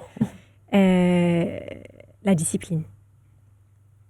Donnez-vous un jour, un moment dans la journée. Votre journée, elle ne peut pas passer sans le Coran, comme la prière. En fait, dites-vous dans votre tête, je ne sais pas si dans la psychologie ça marche, mais en gros, tu te dis dans ta tête, c'est une obligation. Ton cerveau, tu le planifies, c'est une obligation. La prière, c'est une obligation. Nous, on est voilés. Quand tu sors, tu ne peux pas sortir sans voile. C'est une logique que tu ne questionnes plus. Il y a un truc comme ça dans la psychologie. Ouais, mais un peu ce que j'allais dire, donc je te laisse finir et je reviendrai dessus juste après. Mais donc, du coup, discipline. Ton moment dans ta journée du Coran, il saute pas. De 20h à 20h10, tu vas réviser ton Coran, tu vas le lire. T'en fais ce que tu veux. Tu le lis, tu le médites, tu le révises, tu l'enseignes, ce que tu veux, mais tes 10 minutes dans le Coran, elles sautent pas. C'est ton moment entre toi et toi, où tu te déconnectes, tu prends ton téléphone, tu le jettes, mode avion, ce que tu veux. Tout le monde à la maison, personne ne me dérange. Tu as des enfants, personne ne me dérange. Ton mari, tes parents, tes frères et sœurs, personne ne te dérange. C'est ton moment que tu as avec le Coran. Ces 10 minutes-là dans la journée. Et l'autre conseil que je peux donner, et je pense que c'est le premier conseil que j'aurais dû donner, c'est d'invoquer. Parce que tu auras beau faire tout ce que tu veux, si Allah il n'a pas décidé, c'est pas possible. Toujours laisser ça à Allah, parce que c'est Allah qui a planifié tout ça et c'est Allah qui nous donne, comme tu as dit tout à l'heure, t'as beau faire tout ce que tu veux, si Allah il n'a pas décidé, ça va pas se faire. T'as beau faire tout ce que tu veux, si Allah il a décidé, tu vas le faire. Invoquez tout le temps Allah dans vos prières, tout le temps. Invoquez Allah de vous faciliter dans ce lien-là avec le Coran et que le Coran il soit votre compagnon jusqu'au jour du jugement dernier. Comme ça, il va vous attraper. Inch'Allah. Je vais parler justement, psychologiquement, il y a cette notion des habitudes. Comment on fait au final pour instaurer une habitude? Et quand on a tendance à oublier quelque chose, il y a plusieurs conseils qu'on peut donner. Le premier, c'est de l'associer à quelque chose que vous faites de manière obligatoire. Un exemple, j'ai un traitement à prendre, j'oublie tout le temps. Oui, mais techniquement, tu te brosses les dents tous les jours, en tout cas tous les soirs. Mets ton traitement à côté de ta brosse à dents et associe ta nouvelle habitude à une habitude qui est déjà ancrée. Et c'est-à-dire qu'en allant me brosser les dents, j'ai peut-être pas pensé à mes médicaments toute la journée. Ah, je vais les voir à côté. Ah oui, c'est vrai, il faut que je prenne mes médicaments. Et petit à petit, ça va être ancré. Brosse à dents, médicaments, c'est quelque chose qui va être associé. Faites exactement la même chose. Associez le Coran à une habitude qui est déjà instaurée. Le plus simple étant de le faire après la salat. Tu pries, lis une page. Tu pries, apprends une page. Exactement. Que ça soit vraiment une routine associée. Et que tu viennes te dire, quand il y a l'un, il y a l'autre. Les premières fois, tu vas oublier, etc. C'est pas grave. Mais là, il y a le deuxième point important, c'est que si tu oublies une fois, il n'y a vraiment aucun souci, que ce soit religieusement, cognitivement, tout ce qu'on veut. Ne passe pas 2 fois, ne passe pas 2 jours sans avoir fait ton moment Coran. Parce qu'une fois, c'est un oubli. 2 fois, tu es déjà en train de recréer une nouvelle habitude. Et tu vas casser la première. Donc, tu rates une fois, c'est complètement OK. Tu peux faire 3 jours Coran, un jour j'oublie. Ou j'ai pas eu le temps. Ou j'avais un mariage. Ou j'avais je sais pas quoi. OK. 2 jours Coran, un jour j'oublie. C'est pas grave. Reprends. Je pense que la règle la plus importante dans ça, c'est jamais 2 fois d'affilée. Ne rate jamais ton sport 2 fois d'affilée. Ne rate jamais le Coran 2 fois d'affilée. Et vraiment se dire, j'ai droit à l'erreur. Parce que c'est OK. C'est OK de se tromper. Et c'est OK, il faut l'accepter. De toute manière, on va oublier, on va faire des erreurs. Mais jamais 2 fois d'affilée. Plus que tous les jours. Bon, du coup, ça casse un petit peu ton conseil à toi. On va dire, il le complète, il le solidifie. Complète. Exactement. Tous les jours, le Coran. Et au moins, jamais 2 fois d'affilée, tu l'oublies. Ça, vraiment, c'est une règle qui peut sauver de nouvelles habitudes qu'on essaie de mettre en place. Et ça, vous pouvez l'appliquer au sport, vous pouvez l'appliquer au travail, tout ce que vous voulez. Donc, l'associer à une routine qui est déjà existante. Et deuxièmement, ne jamais oublier 2 fois d'affilée. Là, j'ai un troisième si vous le voulez. Oui, C'est gratuit. Ok. le troisième, c'est faciliter ce qui vous emmène à ce que vous voulez faire et rendre difficile l'accès à ce que vous ne voulez pas faire. Attends. Moi aussi, tu m'as perdu. Je vais vous donner des exemples. Enfin, exemple. La phrase déjà. C'est faciliter le chemin à ce que vous voulez faire et rendre plus compliqué le chemin de ce que vous ne voulez pas faire. Okay. Exemple, j'ai pas envie de regarder la télé. Cette semaine-là, pendant les vacances, il n'y aura pas de télé, c'est sûr et certain. Tu as tellement regardé la télé tous les soirs quand tu rentres du travail, ton premier réflexe, que tu le veuilles ou non, ça va être d'attraper la télécommande. Enlève les piles. Juste le fait de dire « Ah, il n'y a pas les piles, ça ne marche pas », ça va casser. Je parlais tout à l'heure de système neuronal. L'apprentissage que tu as fait de « je prends la télécommande, j'allume, je prends la télécommande, j'allume, je prends le téléphone, Insta, je prends le téléphone, Insta, supprime juste Insta ». Pas l'application, tu sais, tu enlèves juste le petit truc je sais que sur iPhone, on peut le faire, tu enlèves juste la petite notif. Ah, oui. Tu verras que ton premier réflexe, ça va être d'aller à l'endroit où il était. Et juste ça va casser ta routine, te dire « Ah ben il n'y est plus. Ah ben oui, je m'étais dit que. Ah ben voilà. » Et c'est plus un réflexe inconscient, mais ça devient quelque chose que tu conscientises. Parce que tu casses cette routine que tu avais toujours fait. Un autre exemple qu'on peut donner avec le sport, on va dire « Oh, je dois me lever, je dois me préparer, je dois sortir. » Il y en a qui dorment avec leurs affaires de sport. Que ça soit la première chose qu'ils fassent le matin. Tu peux pas dire « Ah mais je dois me préparer. » T'es déjà prêt. Sors. C'est tout ce que tu as à faire. Et au contraire, rendre plus difficile d'autres choses, donc l'accès aux sucreries, l'accès à plein de choses comme ça. Là, ça peut être l'accès au téléphone. Se bloquer soi-même, mettre un code. Tu sais, quand on met un code et que du coup, on n'a plus accès au bout de 20 minutes ou 1 heure d'Instagram par jour, mets-toi un code, ça va te casser dans cette routine-là et facilite l'accès au Coran en le mettant, en évidence ou en l'associant du coup avec ta salat, tes salats obligatoires, etc. Donc vraiment, ce truc parce qu'on a tous des chemins neuronaux qui ne sont pas pertinents pour nous. Vraiment, le réflexe, en tout cas moi je l'ai, je vais parler pour moi, d'ouvrir mon téléphone pour regarder s'il y a une notif alors que personne ne m'a rien demandé, c'est vraiment un instinct. Et des fois, mon téléphone, il est éteint, je me rends compte d'à combien de fois je vais quand même le prendre alors que je sais qu'il est éteint. Mais par réflexe, dès que je m'ennuie, je suis là. Et j'essaie de l'allumer pour voir ce qui se passe. Casser cette routine-là. Et rendre plus facile, du coup, l'accès au Coran. Si je ne sais même pas où est mon Coran. Si je me dis, alors attends, je crois qu'il est là-bas aussi, je me dis, je peux lire mon Coran quand je suis assise dans mon coin avec une petite lumière qui soit allumée, j'ai monté et je suis prêt et je sais que j'ai 1 heure devant moi. Là, je peux faire mon Coran, sinon je ne suis pas dans de bonnes conditions. Ouais. Là, on est juste en train de se compliquer l'accès au Coran. Et à toute autre habitude, tu vois. Je me dis, ah bah tu vois, il reste 20 minutes, passe trop tard. Demain, Inch'Allah, je ferai demain. Mais il y aura toujours quelque chose. Toujours quelque chose. Donc ça, c'est des conseils du coup pour les habitudes. 1, l'associer à quelque chose qui est déjà présent. 2, c'était quoi le deuxième? Je vais voir si vous suivez. Ah, c'est un test. Alors, attends. Déjà présent. Ne jamais le louper 2 fois d'affilée. Ah oui. Et le troisièmement, du coup... difficulté. Exactement. Faciliter, déblayer le chemin vers là où tu vas aller et rendre plus difficile le chemin de ce que tu veux éviter. Tu parlais de jeter le téléphone, mais absolument. Sors-le de la pièce où tu es. Et parce que du coup, là, aller voir tes notifs, tu dois te lever, ouvrir la porte, marcher, aller le chercher. Même toi, tu te diras, ah, tu t'abuses. Termine ta page et puis après, tu iras. Parce que ça te demande trop d'efforts. Et on retrouve notre cerveau qui se dit, trop d'efforts là, je vais la tirer plutôt à rester sur place parce que ça me demande moins d'efforts que de me lever et d'y aller. Donc, je pense que c'est les 3 conseils que je donnerais. Et je terminerai peut-être sur un dernier qui est de poser cette intention. Je me rappelle souvent de ce hadith où le prophète sallam dit que celui qui meurt en ayant l'intention d'apprendre le Coran, en étant dans ce cheminement, quand même il ne l'a pas fini, quand Allah subhanahu wa ta'ala le fera ressusciter devant lui, il le comptera comme s'il était appris. Ayons tous l'intention sincère, en étant persuadés qu'un jour on le finira. Inch'Allah. C'est jamais sur un malentendu, on se réveille en tant qu'hafid. Amin. Et attends, dernier conseil. Allez-y. C'est être suivi du coup. Là, je l'ai être accompagné, absolument. Être suivi par quelqu'un.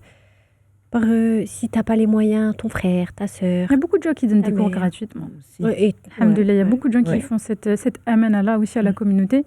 Je pense qu'aujourd'hui, dire qu'on peut pas être suivi, que ce soit en ligne, en distanciel, en présentiel, c'est quand même un petit peu... Excuse. Ouais, être suivi. C'est obligatoire. Merci beaucoup. Alors, comme à l'accoutumée, à la fin de nos podcasts, on vous demande à chacune d'essayer de ramener un livre. Hafsa, aujourd'hui? Alors, le livre auquel j'ai tout de suite pensé quand on m'a demandé de ramener un livre en lien avec la thématique, c'est Les paraboles du Coran de Yassir Qadi. Je ne sais pas si vous le connaissez. J'ai découvert, avant qu'il écrive son livre, il avait fait une série pendant Ramadan 2020 ou 2021. Il me semble que c'est 2020, où il a fait une série. C'est un Américain ou un anglophone, en tout cas, c'est pas un francophone. Il avait fait toute une série où il prenait les paraboles du Coran, les paraboles étant ces expressions, ces images qu'Allah subhanahu wa ta'ala utilise pour parler, pour nous expliquer certains messages d'une manière très imagée. Moi, je suis quelqu'un de très visuel, de très imagé. J'aime bien comprendre un petit peu, faire donner des exemples. Et quand j'ai découvert sa série, déjà, je ne savais même pas ce que c'était qu'une parabole, dans un premier temps. Et j'ai découvert ça, je me suis dit, mais c'est trop génial. Donc, Allah subhanahu wa ta'ala, quand il dit à travers un verset, et vraiment, il mettait des 20 minutes pour décrire un verset. Et j'ai trouvé ça tellement inspirant et tellement sage, toutes les sagesses qu'on venait déduire de ça. Et j'ai besoin de comprendre pour apprendre. Et en tout cas, moi, il m'a beaucoup parlé, il m'a beaucoup aidé. Et là, alhamdoulilah, il en a fait non seulement un livre, mais en plus un livre qui a été traduit en français. Donc, je ne sais pas c'est quelle édition. C'est Muslim City. Oui, c'est ça. C'est l'édition du coup de Muslim City. Et franchement, je le conseille énormément. Quand bien même on ne lit pas le Coran, bah là, c'est des versets de Coran qui viennent nous expliquer comme des histoires, presque comme des fables parfois, avec quelle est la sagesse qu'on tire de tout ça au final. Et franchement, je pense qu'il peut beaucoup, beaucoup parler à certaines personnes. Barakallahu fik, Hafsa. Sihem, quel livre tu nous as pris? Ce livre. Donc, c'est un livre de... Le soulever un peu. Alors, tu nous as ramené... Oui. Alors, c'est un livre de Taïb Chouiref. Donc, c'est des citations coraniques expliquées. En fait, c'est des versets du Coran. Donc, des paroles coraniques. Et il va venir amener une explication traditionnelle avec surtout ce qui se passe aujourd'hui dans notre vie de tous les jours. Et c'est un livre incroyable. Je ne l'ai pas fini, mais il est incroyable. Donc, oui, vous aurez les liens, bien évidemment, de tous ces livres sur notre chaîne, Inch'Allah. Dalila? Alors, moi, j'ai oublié. Tu as le droit. Tu as le droit. En tout cas, barakallahu fikoum pour ce contenu. N'oubliez pas la cagnotte Tipeee. Vous allez retrouver le lien sur notre chaîne. Cagnotte Tipeee, donc, qui aide à financer, à continuer le travail qui est fait sur Darifton Prod, que ce soit nos podcasts féminins, ainsi que ceux des garçons, ainsi que d'autres. Vous allez voir, il y a plein de pépites qui vont arriver, Inch'Allah, bi'idnillah. Donc n'hésitez pas en tout cas à nous soutenir, Darifton Prod. Aujourd'hui, ce que je peux retenir, il y a beaucoup à retenir, hâte moi-même en fait réécouter, puis d'écrire, et puis de prendre tous vos astuces et le contenu que vous nous avez donné. Mais le Coran, en fait, vraiment, c'est pas seulement ce livre qu'on doit lire de temps en temps, mais il doit être notre compagnon qui marche à nos côtés, une lumière qui nous éclaire à chaque pas, une source de paix dans ce monde agité. Et c'est vraiment ça, parce que toute cette lourdeur, on se dit, mais alhamdoulilah, on a cet outil de légèreté que des fois on oublie, qui est à côté de nous. Et puis Allah nous donner, que le Coran soit replacé dans nos quotidiens tous les jours, et qui peut offrir à notre cœur un refuge, un refuge à notre esprit, à notre clarté, à notre cœur, et qu'Allah nous préserve et ne nous oubliez pas dans les doigts. Barakallahu fikoum. Au prochain podcast, Inch'Allah. Salam alaikum wa rahmatullah.